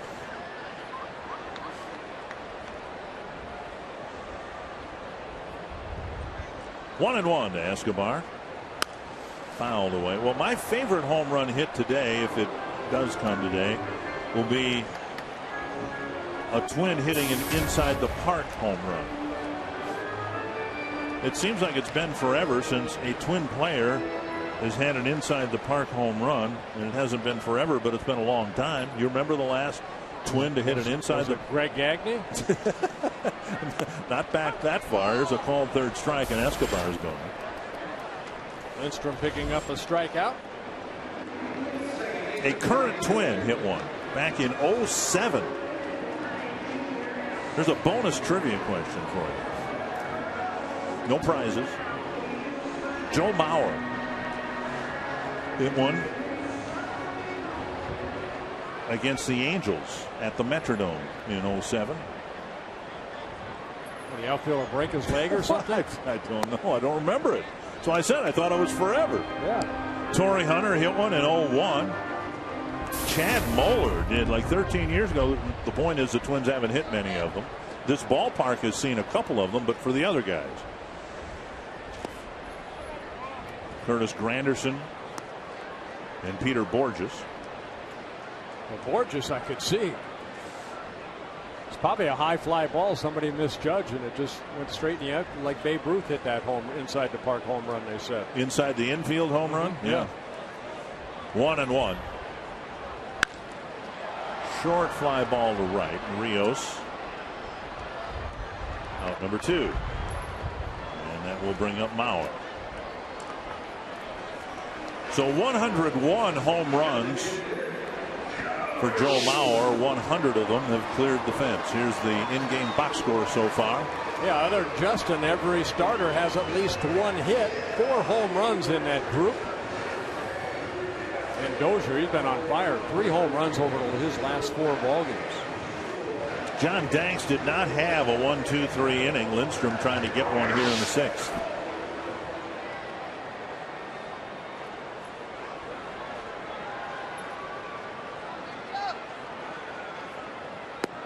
Strike one.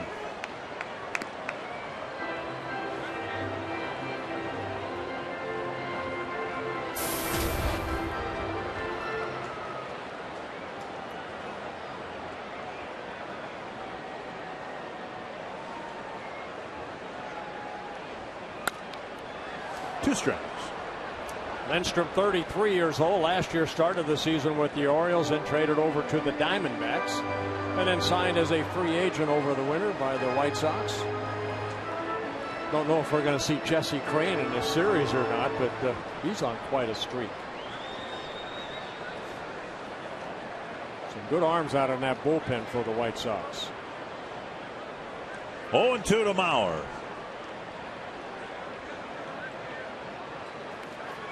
And Jimenez blocks most of it. 1-2.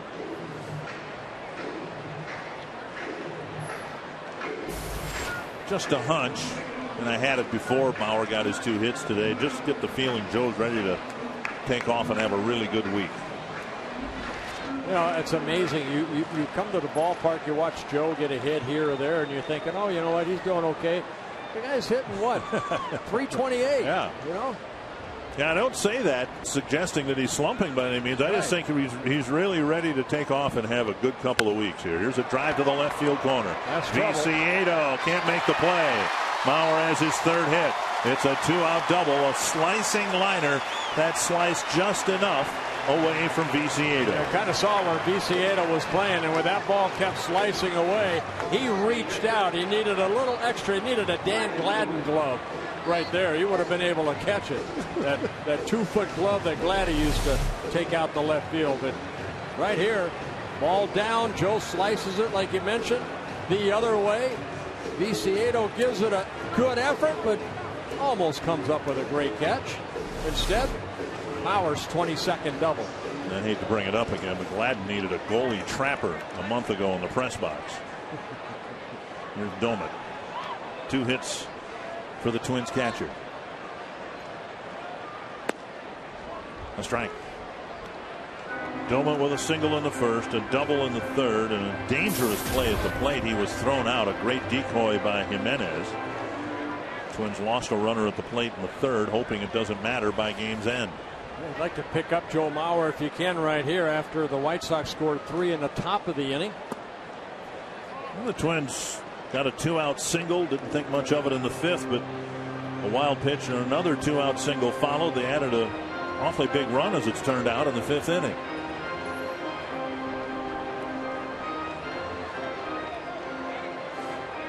One and one to Doumit. Look at the production that Doumit's given the Twins over the last several weeks, and you got a 3-time batting champion. Well, it's a pretty nice catching tandem that the Twins have.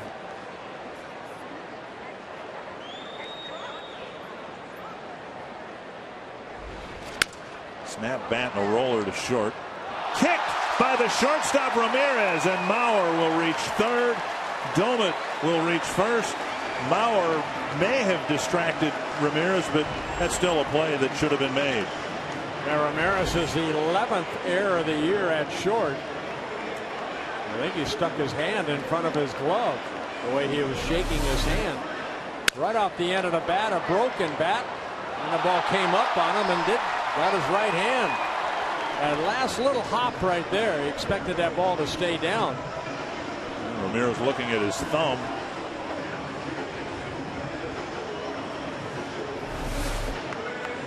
So another extra out given the Twins. And Willingham will have a chance with 2 men aboard. Hit the ball hard twice his last 2 times up.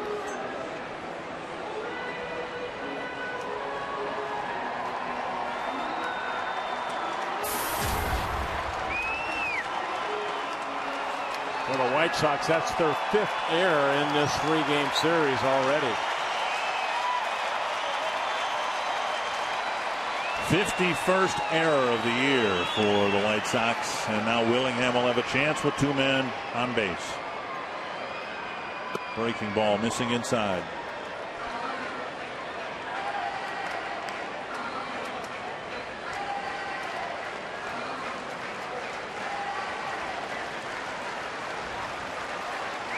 Lindstrom and Willingham, teammates with the Florida Marlins back in 2007 and 2008. Breaking ball over 1-1.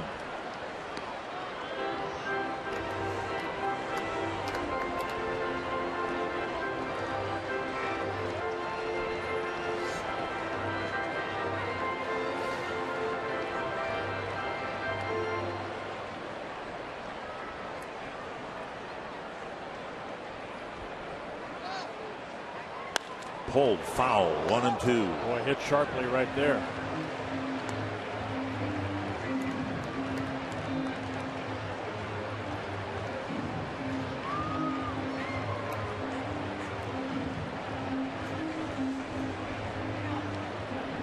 Twins getting a 2-out, 2-run home run from Dozier in the 2nd. Getting an important run in the 5th with a 2-out hit. Looking for another one here from Willingham.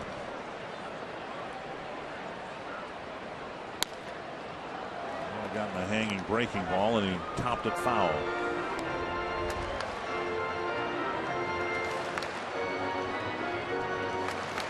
Well, you want to be quick with Lindstrom on the mound. He's got a good fastball, an overpowering fastball at times.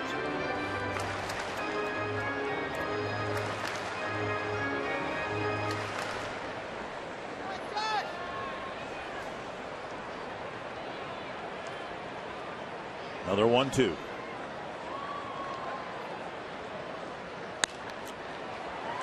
Wide of the bag. He's getting closer. Keppinger guarding the line at third. For Willingham, who hit a deep fly to right field in the 5th inning, is in pull mode right here in this at bat.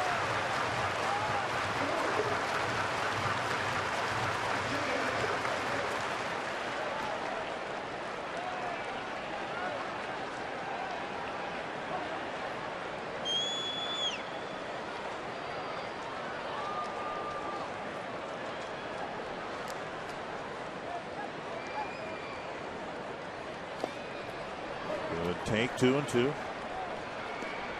That's blocked by Jimenez. And the Twins leave after the game for Cleveland. And the White Sox head to Kansas City.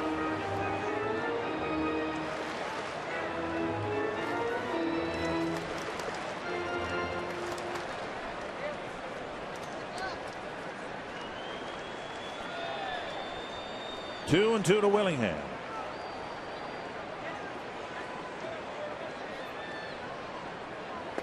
Full count.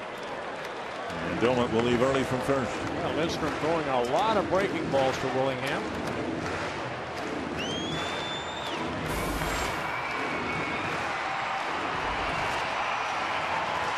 Morneau on deck. Hoping to come up to the plate here in the 6th. The White Sox have just gotten back into the game with a 3-run top of the inning. 3-2 to Willingham. Check swing foul, and Doumit will return to first.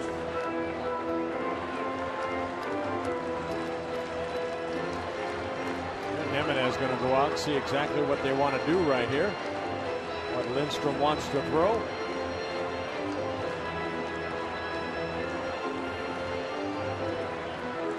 Willingham struck out looking in the first on maybe John Dank's best pitch of the afternoon. 3 2-strike fouls for Willingham in this at bat.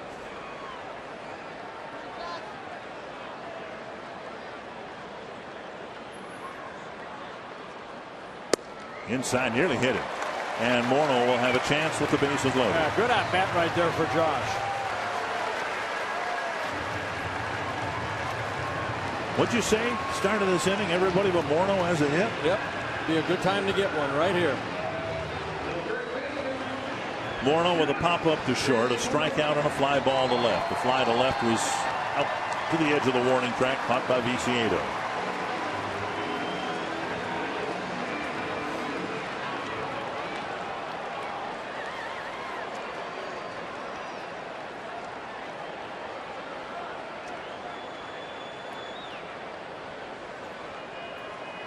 Up the middle and through. There's the hit. Mauer scores. Doumit coming in. And the Twins get a big 2-out hit from Justin Morneau. That's a big hit right there. After the White Sox hit back-to-back home runs, put 3 on the board. Twins come right back with 2. Make it an 8-4 ball game. So everybody in the lineup has at least one hit. Fastball right there. Justin hitting it back up the middle. Driving in 2 more runs, now with 42 RBIs on the year. This rally, aided by the Ramirez error, started on Mauer's drive that seemed determined to stay out of Viciedo's glove. That ball that just kept slicing away from the left fielder. And Morneau drives in a couple. It's an 8-4 ball game. Plouffe singled and scored his last time up.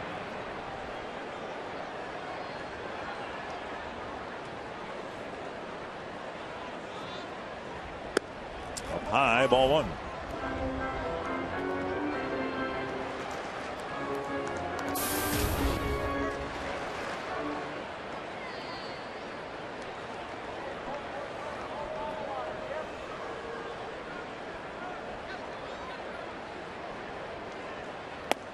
Two and oh. And because of the error by Ramirez, Lindstrom's now 26 pitches this inning.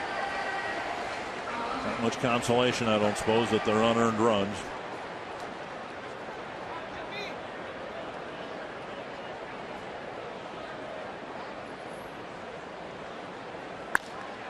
To short center, and Diaz's got a sprint in to end the inning.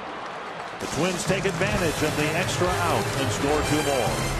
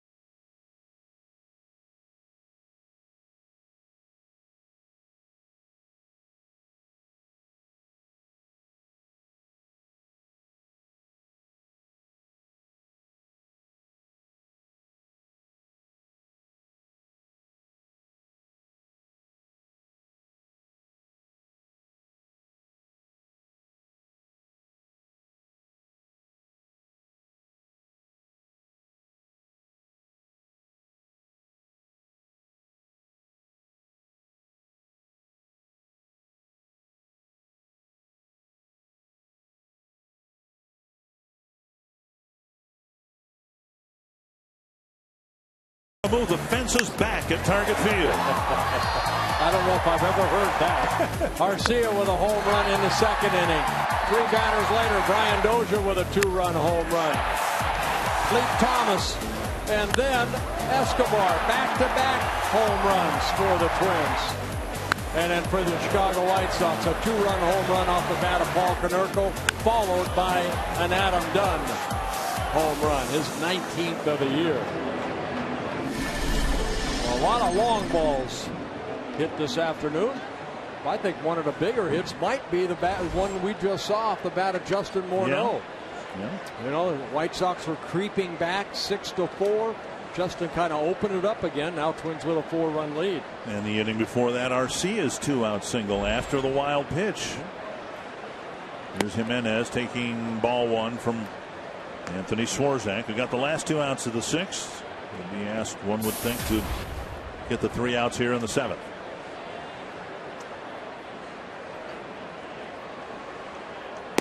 Twins would like to keep it a 4-run deficit. That would mean Glenn Perkins wouldn't have to be used here today. I don't think there'd be any issue Glenn pitching 3 days in a row. But then what would that mean for tomorrow night in Cleveland?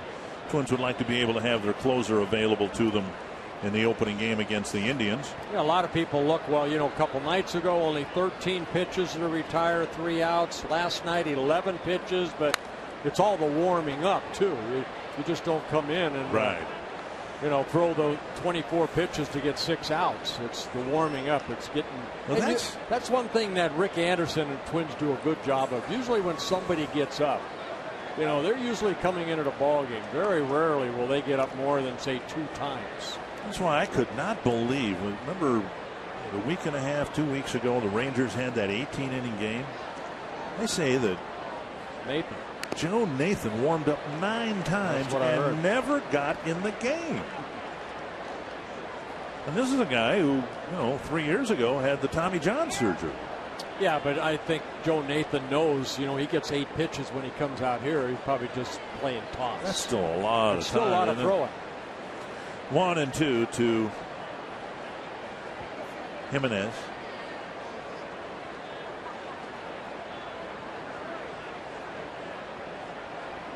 very high. 2-2.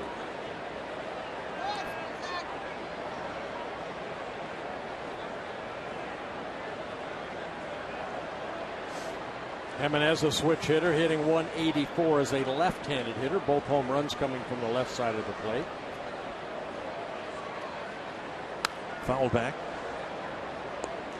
Jimenez, Diaz, and Ramirez, and Swarzak hoping to put a 0 up on the board. The Twins have scored in every inning but 2, but now the White Sox have scored in 2 of the last 3 innings.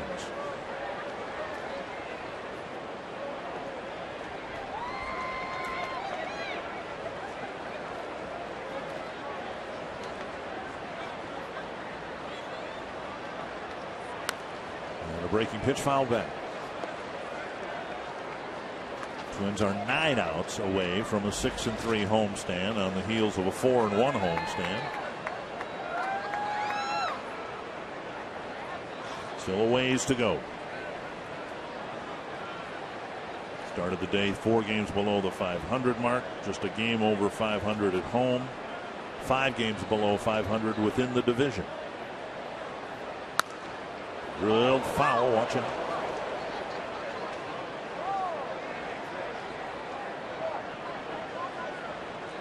Another 2-2 pitch coming up.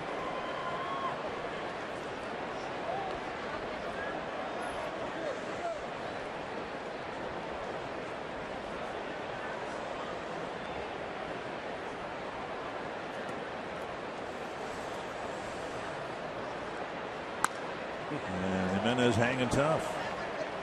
If the Twins get those 9 outs, if they win here today and sweep the White Sox, it'll be a 4.5 game spread between the Twins and the White Sox.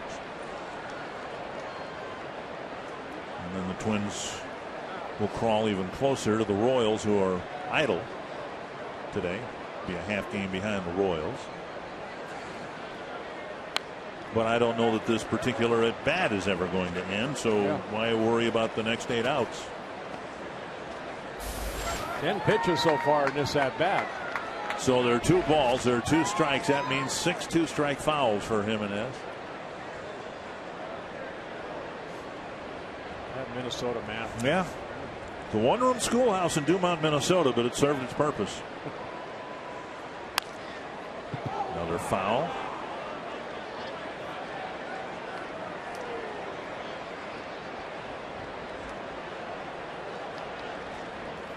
Mrs. Mutterer and Mrs. Forcier did their jobs well.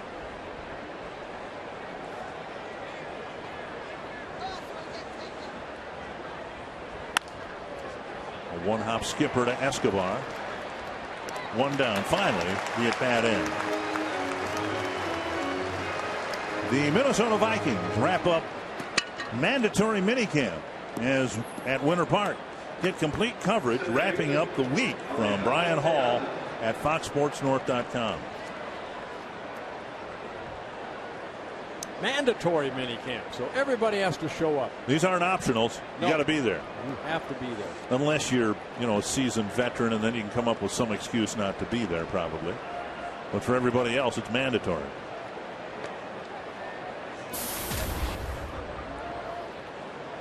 Diaz. See, football camps don't have the same issues that baseball teams do in spring training, where, Devinson Romero, for instance, couldn't get out of the Dominican Republic because of visa problems. It held him back, and it wasn't a good thing, but you can't not show up in Mankato or a Winter Park because of visa problems, unless it's a different kind of a visa problem. 1-1.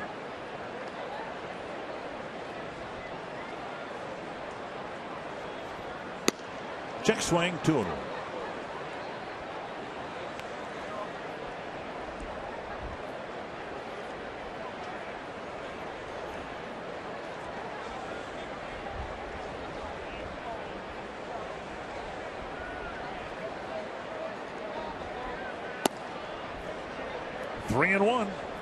Swarzak had a long battle with Jimenez. Finally got rid of him, but now he's fallen behind Diaz at 3-1. Well, you don't want to walk Diaz right here. I don't think Domit's going to move much behind the plate. He's going to sit pretty much down the middle of the plate. And there it is. To the left field corner, chased by Willingham. Got there. 2 down. You can get interactive with us during our broadcast by participating in the AT&T Twitter poll. This series we're asking which AL division leader is the best team right now. Voting via Twitter using the following hashtags: Red Sox best, Tigers best, Oakland best. Tigers had the lead in the balloting, the Twitter poll last night. And I said, I don't know if I'd vote for them, mainly because they've got an issue, a serious issue. A closer situation for the Tigers right now is not what it will have to be, I would guess, by the second half of the year. Fouled back. A lot of people speculating that maybe Jonathan Papelbon might join that Tiger closer role. There are people in Chicago wondering whether Jesse Crain might not be a candidate to, for the first time, be a closer for the Tigers. There's the ball sliced over the head of Morneau. A base hit for Ramirez, and he will dig for second and reach safely with 2 outs. And Ramirez picks up his 3rd hit of the ball game. His 15th double of the year. It would seem unlikely that the White Sox would trade Crain to the Tigers to be their closer when he's never really done it on a full-time basis. And you never know how a player is going to react to that transition. And then you add in the transition of going to a different team. Crane's up in the bullpen now. We might see him in the bottom of the inning. Now look at the numbers of Jesse Crain right there.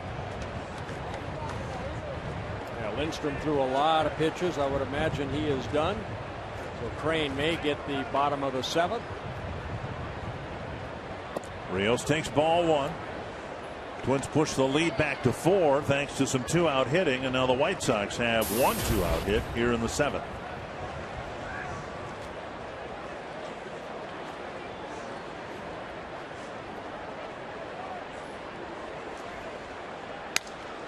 Busted bat, short center.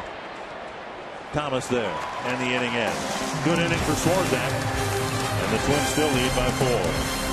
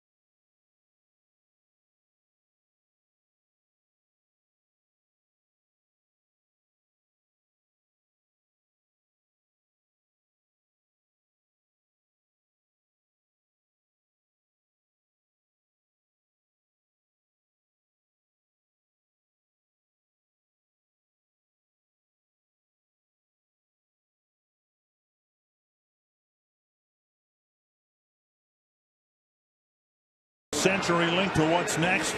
The hottest setup reliever in the game, former Twin Jesse Crain. Yeah, 27 straight scoreless appearances for Jesse Crain, matching J.J. Putt's 2010 team record for the Chicago White Sox.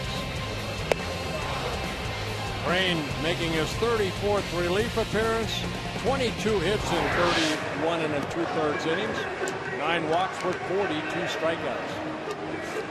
Well, he's got to pitch to Murderer's Row here. The bottom third of the Twins lineup. Arcia, Thomas, and Escobar have all homered here today, and I just rhetorically wondered whether it had ever happened that the Twins 7, 8, and 9 batters had homered in the same game.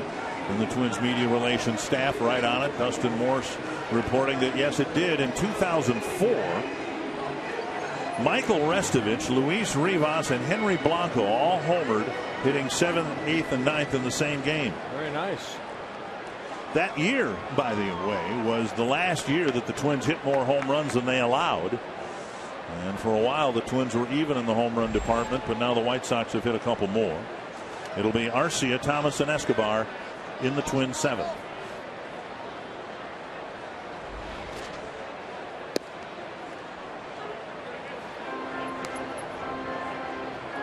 Well, Jesse Crain, of course, 7 seasons wore a Twins uniform in his 3rd season with the White Sox. Active scoreless streaks. Crain on top. Fastball, the change of the breaking ball. That's the curveball right there. That's what they say he brought back. He always had a good curveball. Kind of eliminated that slider, turned it into more of a cutter in on lefties, and then utilizing that slow curveball.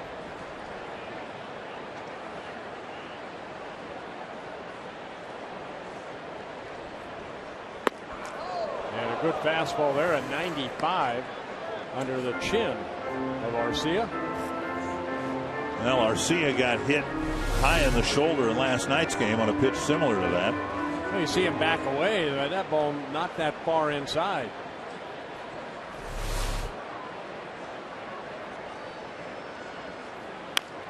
Tapped up the line, foul. Jesse Crane's last year with the Twins was 2010. Twins won the division that year, 1-1, had an ERA at 3.04. Had an outstanding outing against the White Sox late in the season, striking out the side. It wasn't just Crane leaving the Twins bullpen. That was also the last year for Matt Guerrero, who'd been an indispensable reliever for the Twins over the years. Yeah, he's now with the Dodgers. He's had some injuries with the Dodgers, but he's done well out in L.A. Brian Fuentes, who came to the Twins that year in a trade, also left after that season. Yeah, Jesse was a free agent, signed a 3-year contract, which comes up at the end of the year with the White Sox. John Roush, who had a good year for the Twins in 2010, left after that season. 1-2. Right off the end of the bat, Arcia is going to try to leg out a hit. That's trouble. An infield hit for Arcia, his 3rd hit of the ball game. Right off the end of the bat over the third base bag. Keppinger did everything he could to try to get the out right there, but with that also creates a spin that kept spinning toward that third base line right off the end of the bat. Keppinger got the ball over there, but Arcia beat it out.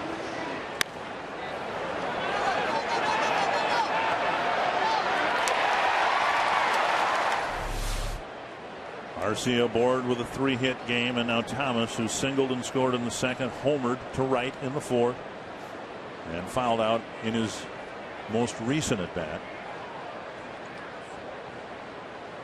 Anyway, if you're still pondering how in the world a team could win 94 games and its division one year and then lose 99 games the next, a big part of it was the arms that left the Twins bullpen between seasons.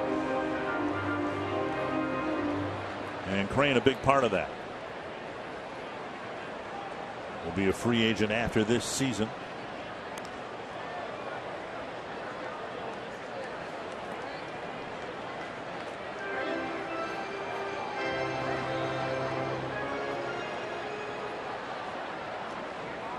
You see Fiend warming up. He might get the 8th inning.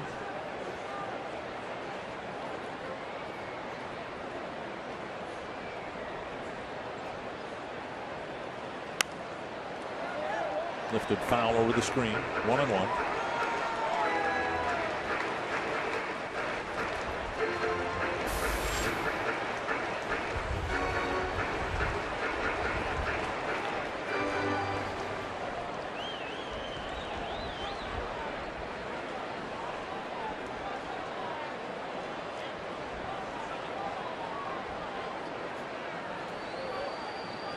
One to Clete Thomas. Breaking ball on the outside corner. Jesse Crain, 31 years old now, signed by the Twins back in 2002 out of University of Houston. He was a guy that basically when he signed, you are a reliever. He's never made a start, not even in the minor leagues.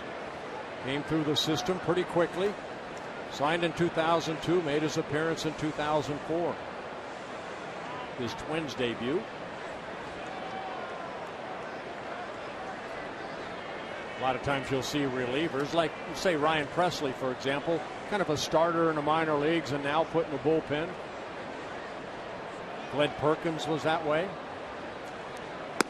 But Crain, always a reliever. And a case there, I think, where we talk about position players. Maybe it takes 1,000 at bats, 1,500 at bats for somebody to really get settled in and be effective. In Crain's case, a matter of years and innings. His first couple of years, it was frustrating for the Twins because in the minors he was a strikeout pitcher, but he never really developed into a strikeout pitcher until his last couple of years with the Twins.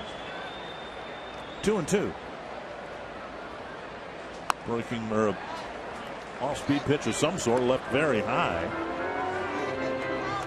and it's a full count. Most appearances Crain ever made in a Twins uniform, 75 appearances back in 2005, and it's kind of like a vulture out of that bullpen. 12 wins, 5 losses, an ERA at 2.7. There's a called third strike, and Arcia looked in and is thrown out at second base. And Thomas took a called third strike. Arcia thrown out. And there are 2 away in the inning. Well, let him strike him out, throw him out.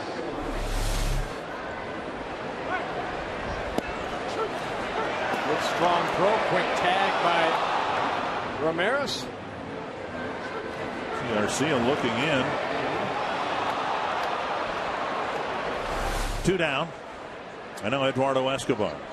Well, that year you talked about 12 wins out of the pen, but he didn't strike out many guys. 79 and 2/3 innings, and only 25 strikeouts. And this from a guy who struck out well over 1 batter per inning in the minor leagues. And now, since going over to the White Sox, he's struck out more than 1 batter an inning, but only 4 major league saves, none this year.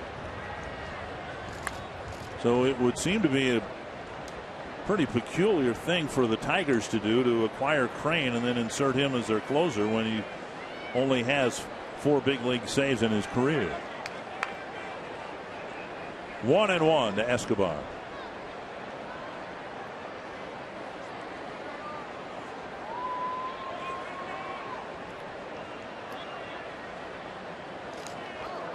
He's delivered a lot of pitches up high in this outing. Got one to the backstop.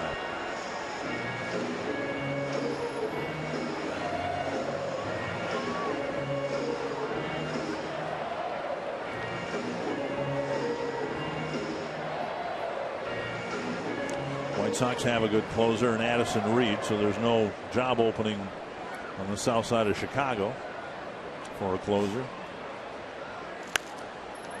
That'll reach the seats.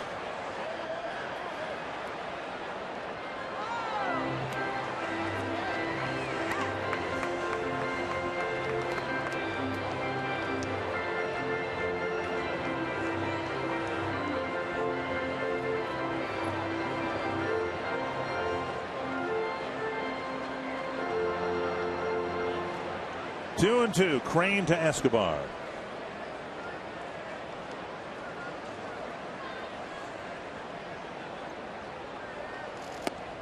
Three and two, Dozier on deck.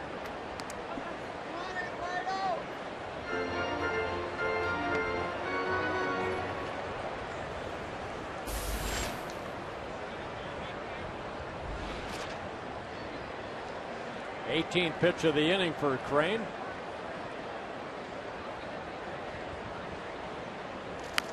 Came inside, got a swing on a pitch that might have been ball 4. A foul off his leg.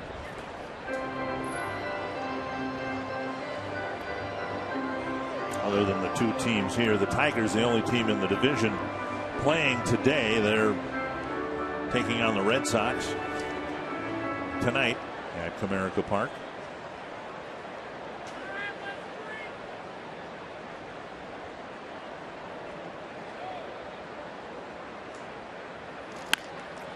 A couple of hops to Dunn, and another scoreless inning for Jesse Cranes.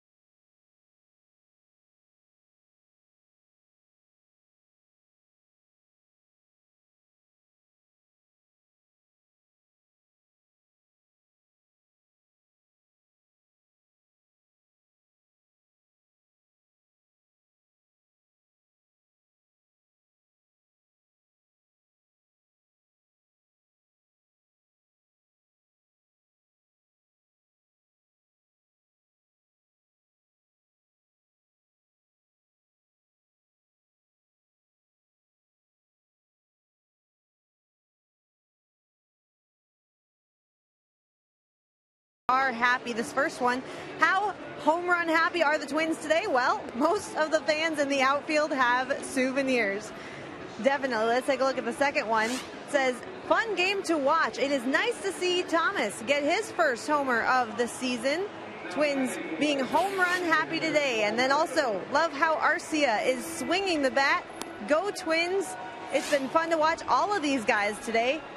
The last one says Justin Morneau's home run last night, followed by crickets in the dugout, was my favorite. But today, I'm waiting for Domit to go yard. Well, hey, you could be in luck. Ryan Domit will get at least one more shot at the plate here. So Dick and Bert will send it back to you. See if we can make this 5 home runs for the Twins. Thank you, Jamie. That would be nice. Probably be nicer for Twins fans if there were no more home runs hit in this game, period.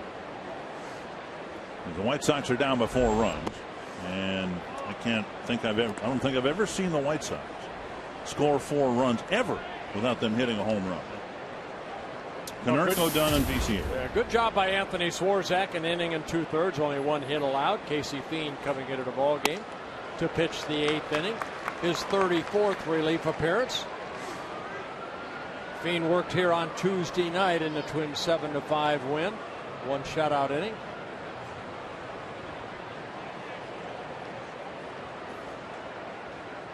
Under breaking ball, left up a little bit, 2-1. And Konerko backs out of the box to try to slow Fiend down a little bit. Casey likes to work quick. Nothing wrong with that. Swing and a miss, 2-2. Good slider there.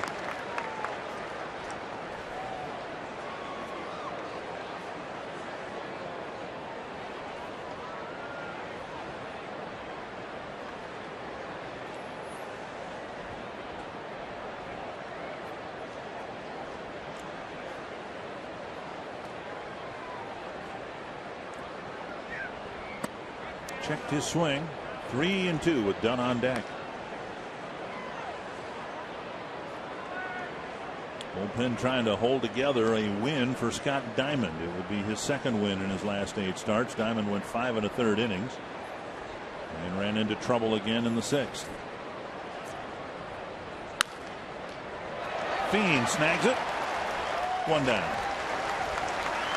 Before Dunn comes to the plate, tickets for this season remain affordable and available. Special deals await for every day of the week. You can check out the deal that works best for you and your budget Visit twinsbaseball.com/tickets or call 800-33-TWINS and get yours today. One down, and now Dunn to the plate. Homered his last time up.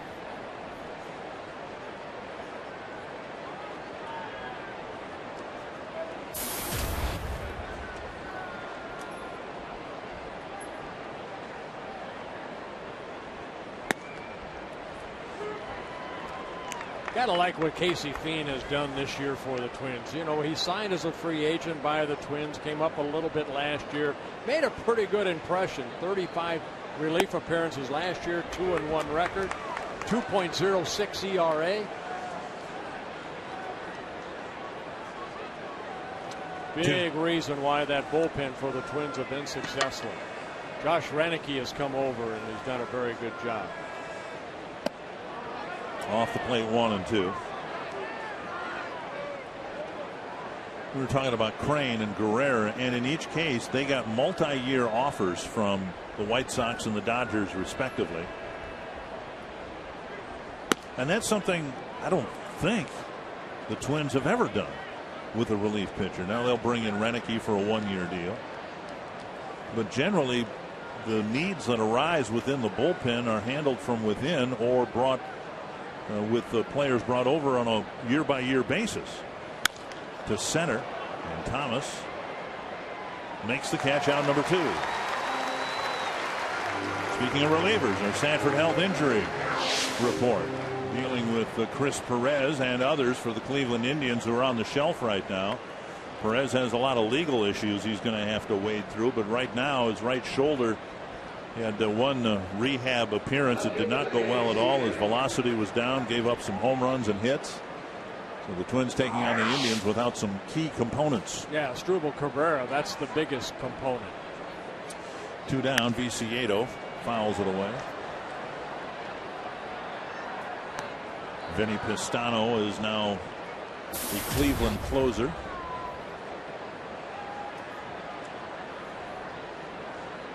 Swisher is also banged up for the Indians.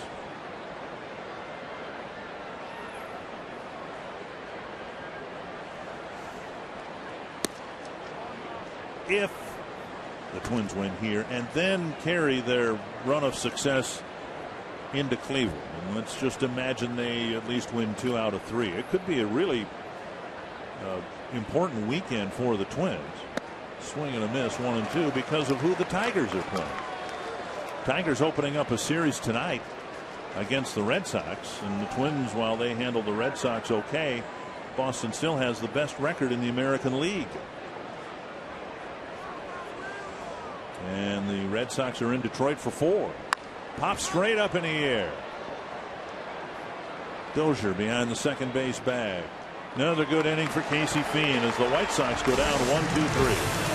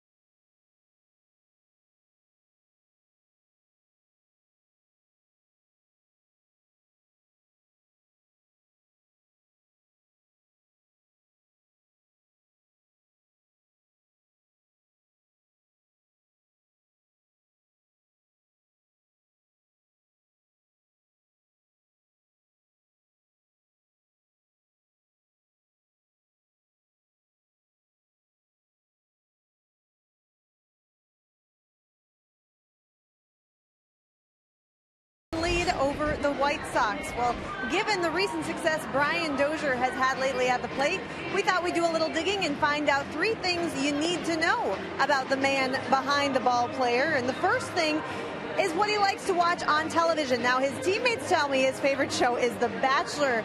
Dozier denies that, though. He says his favorite show is actually Duck Dynasty, so we'll let you decide. Second thing, his full name is actually James Brian Dozier, so he goes by his middle name instead of his first name. And finally, I asked what his favorite pregame meal was, and he actually said it's peanut butter and banana. This goes back to the fact that he's originally from the same part of the country as Elvis Presley. He's a big Elvis fan, and as we all know, Elvis loved that as well. So shares a thing or two with the king.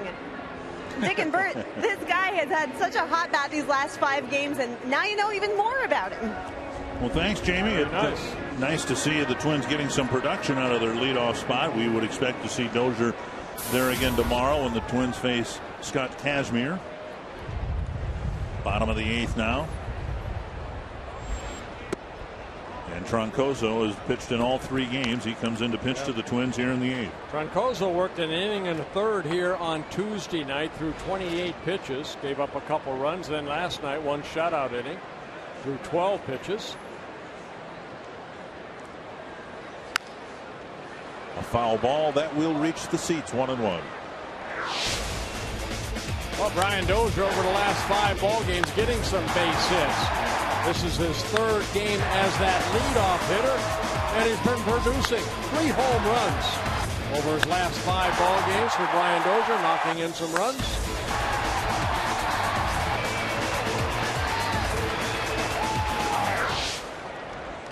One and 1 to Dozier.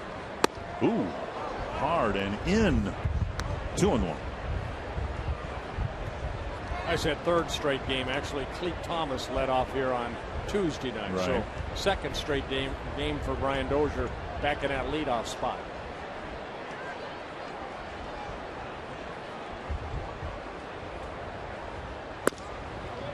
Well, we mentioned the Twins getting home runs from the 7, 8, and 9 batters. That's been done before, but it's never happened before in Twins history where the 7, 8, 9, and 1 batters have homered in the same game, and that's what the Twins have going here today. 3-1 to Dozier. Mauer and Doumit will follow.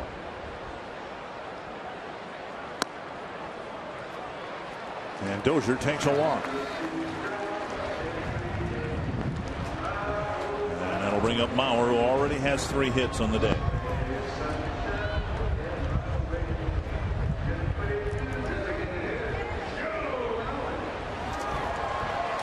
Mauer with a single in the 1st, a fly out in the 2nd, a single in the 4th, a double and a run scored in the 6th.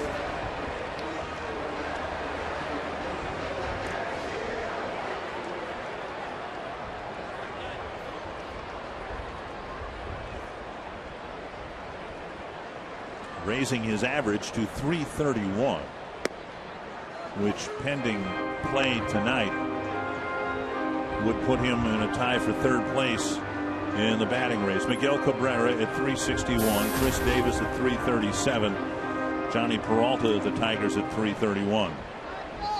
Davis with 2 more home runs last night. He's got a 7 home run lead on Miguel Cabrera, as Cabrera has thoughts, or at least some fans have thoughts, as to whether he can hit or have back-to-back Triple Crown seasons. Chris Davis for the Orioles is on fire. Hitting .337, 26 home runs, driven in 66 runs. 5 runs batted in behind Cabrera. So if anyone's going to win the Triple Crown this year, there's a better chance it'll be Chris Davis than Miguel Cabrera. 2 strikes to Mauer.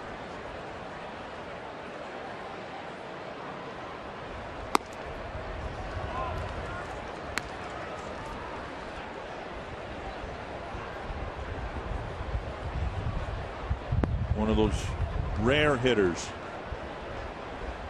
Mauer at the plate with an 0-2 count, and whatever sympathy you might have for the pitcher rather than the hitter. He is incredible with 2 strikes.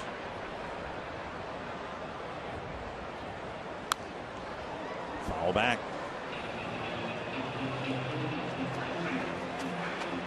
Bauer's even tightened up his strikeout rate, which for the first 2 months of the year was at a very high, unusually high rate for Joe. You don't want to give any at-bats away, and that's how you hit .330. Every at-bat is like your last at-bat.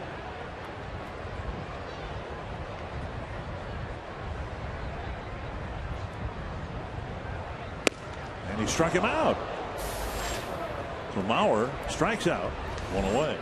Troncoso just rearing back and challenging Joe right there, and Joe will strike out. Domet the batter. He's got a pair of hits.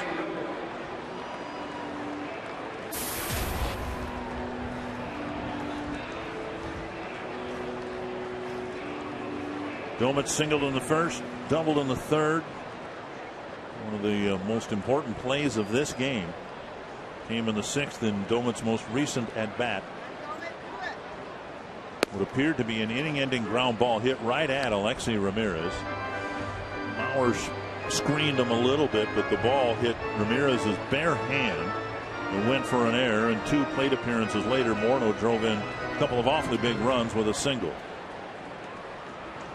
It was a 6-4 ball game, and that made it 8-4.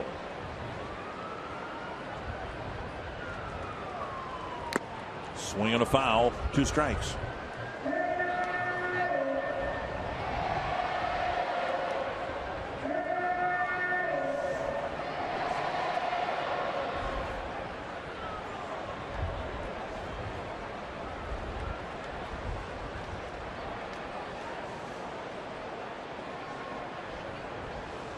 Oh, 0-2 to Ryan Domet. Inside, 1-2. Twins have hopes of sweeping the White Sox here today, and they will have done it if it happens, with Bauer catching just 1 of the 3 games. Ryan Domet caught the opener here 2 nights ago and the finale here today.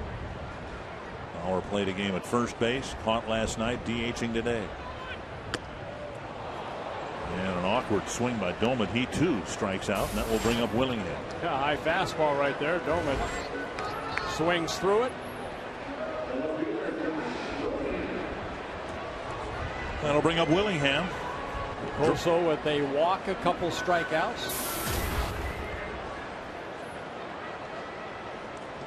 Willingham with a walk that filled the bases for Morneau's 2-run single. Back in the 6th inning. A strike called.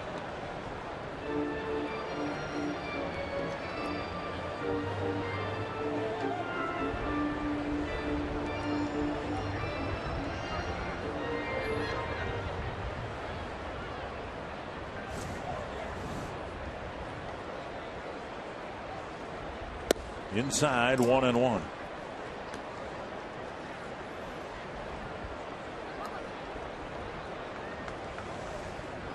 Jared Burton warming up for the 9th inning in what is a non-save situation.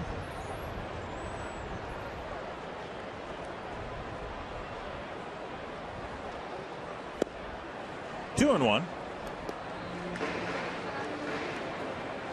Two teams won't face each other at all in July. Next series coming up in Chicago, second weekend in August. On the following weekend, the White Sox make their last appearance here at Target Field in a 4-game series. Swing and a miss, 2-2.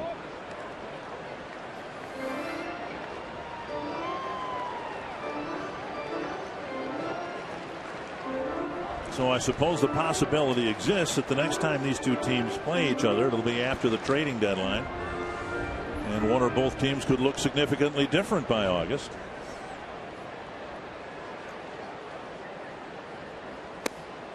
And Willingham called out on strikes again. Twins don't score in the 8th, but they'll take a 4-run lead into the 9th.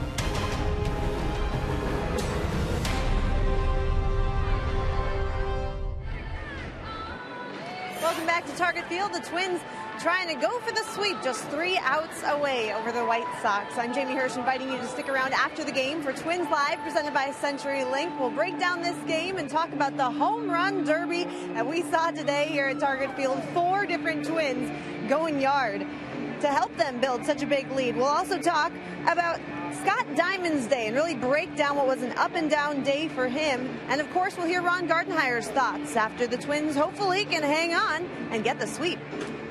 Well, thank you very much, Jamie. Twins hoping to head off on the road trip with a 6-3 homestand. Casey Fiend took care of the 8th.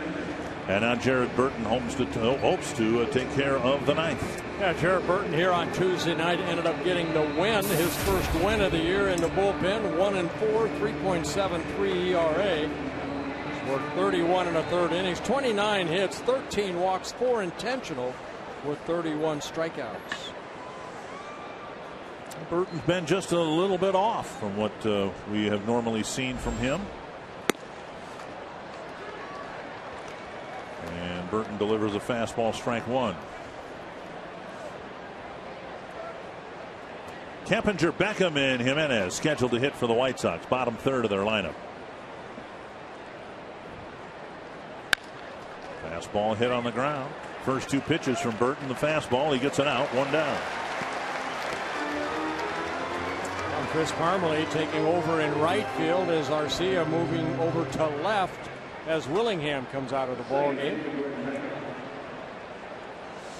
1 down, and Beckham will hit.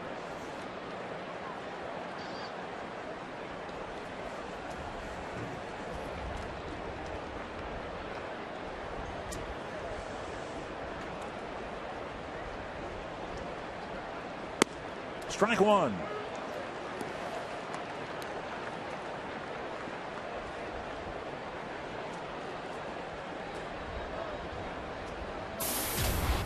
Beckham hitless today. Jimenez on deck. He's hitless today. Swing and a miss. 2 strikes. And you mentioned Burton been struggling a little bit. I think what we've seen him fall behind in the count. And right now, so far so good for Burton. Getting ahead in the count. First Keppinger get the ground ball out. Ahead in the count on Beckham. And getting ahead with the fastball, and then the changeup at 88 miles per hour.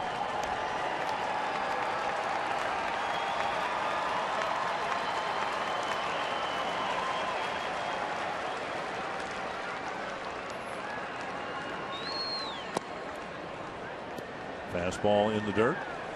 1-2.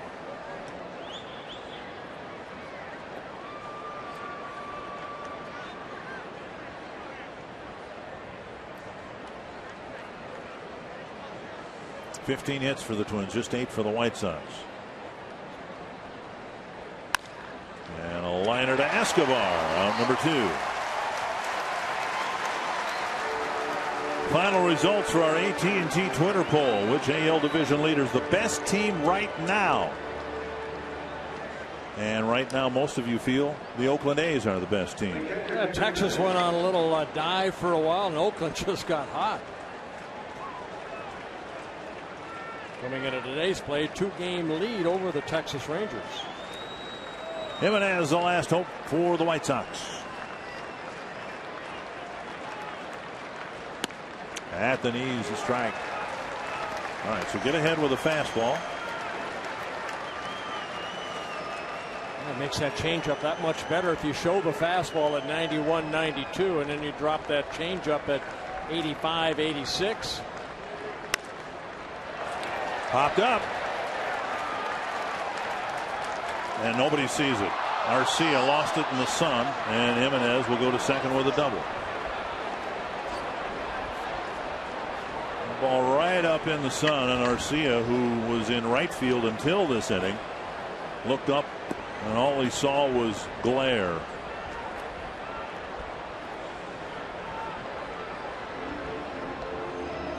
And that will get Diaz to the plate with 2 outs. That'll be a gift double right there for Jimenez, but he will take it. The ball is lost in the sun. Diaz is hitless, 0 for 4.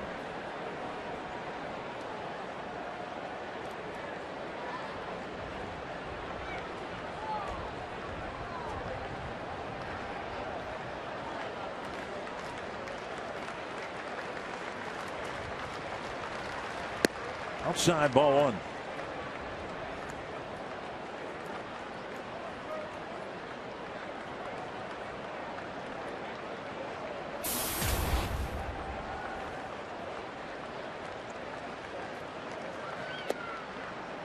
And now inside and in low. It's a 2-0.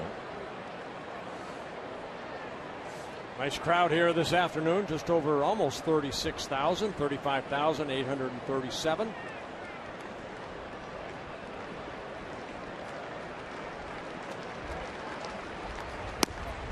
3-0. Ramirez on deck.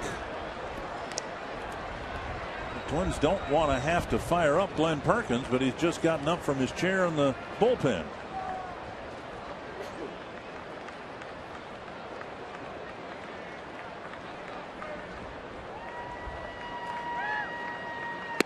On the outside corner. Twins want to give Perkins a day off today if they can. Well, you have to do exactly what he did right there. Throw a strike. Perkins still has a warm-up on. Sweatshirt, what have you. Missed inside, and now Ramirez will come up. And that might force the Twins to get someone warmed up to back up Burton. Well, Ramirez already with 3 hits in a ball game. A couple singles and a double in his last at-bat. A lost ball in the sun, and now high anxiety in the Twins dugout again. It looks like they're going to make a call and get Perkins warming up. He's already standing on the, I believe that's him standing on the mound down in the bullpen. Ramirez, last hope for the White Sox. Strike 1. Opened his at bat up with the changeup.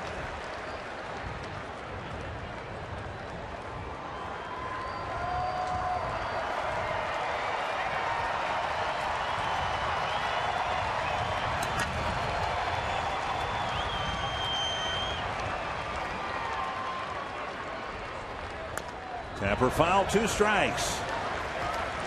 And another changeup. Perkins is just lightly tossing down in the bullpen right now. That might change if Ramirez somehow keeps the game alive.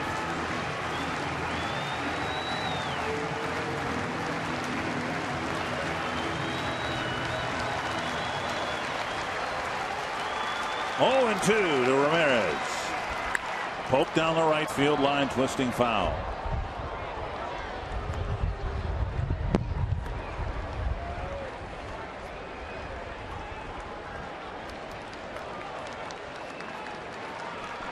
Well, Burton 31 strikeouts in 32 innings pitched coming into this ball game. If they can end it with a strikeout.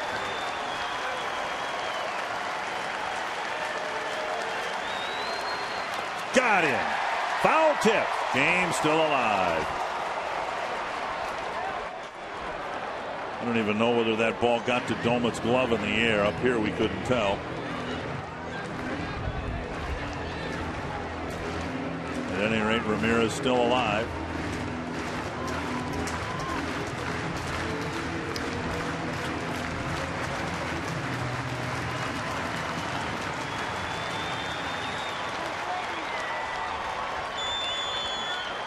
Another 0-2. Bouncer, wicked hop, and Plouffe can only knock it down. And now Rios will come up as the tying run. That ball really sprung high on its second hop. And Plouffe from up here looked like he did a good job keeping that in the infield. Yeah, just knocking it down. That ball took a vicious hop in front of Plouffe. So Ramirez will be credited with an infield base hit. Take a look at this second hop. Ramirez with his 4th hit of the ball game.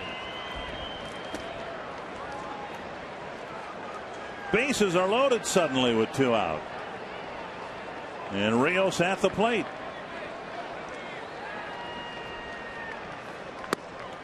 Strike 1 with the changeup.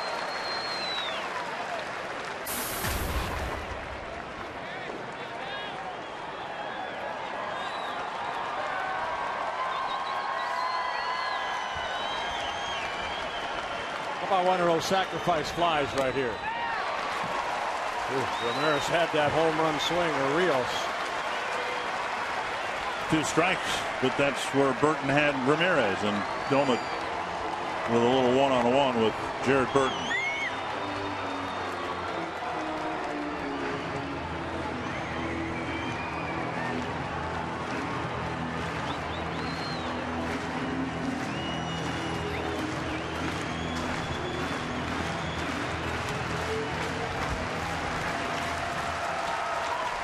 Oh, 0-2 to Rios. Laid off the changeup. I'm not sure how. 1-2.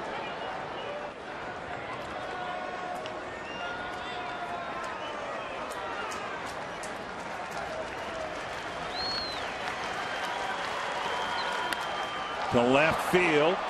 Arcia with clouds overhead makes the catch. Not a shadow on the field for the 3rd out. Burton leaves the bases full. And for the first time this year, the Twins have a 3-game sweep. And there's that sacrifice fly I was talking about right there. Twins sweep the White Sox. First time they swept the White Sox here at Target Field, or excuse me, in Minnesota since July of 2009. Good homestand for the Twins. Tom Hanneman. They started out with a series win over the Phillies, a series sweep over the White Sox, and a 6-3 homestand. Dick, Twins' most wins in a homestand since July of 2011. They ended with an 8-4 win over the White Sox. We'll break it all down coming up on Twins Live, a game that included a home run derby here at Target Field. And we'll talk about Scott Diamond's day as well. Twins Live is next.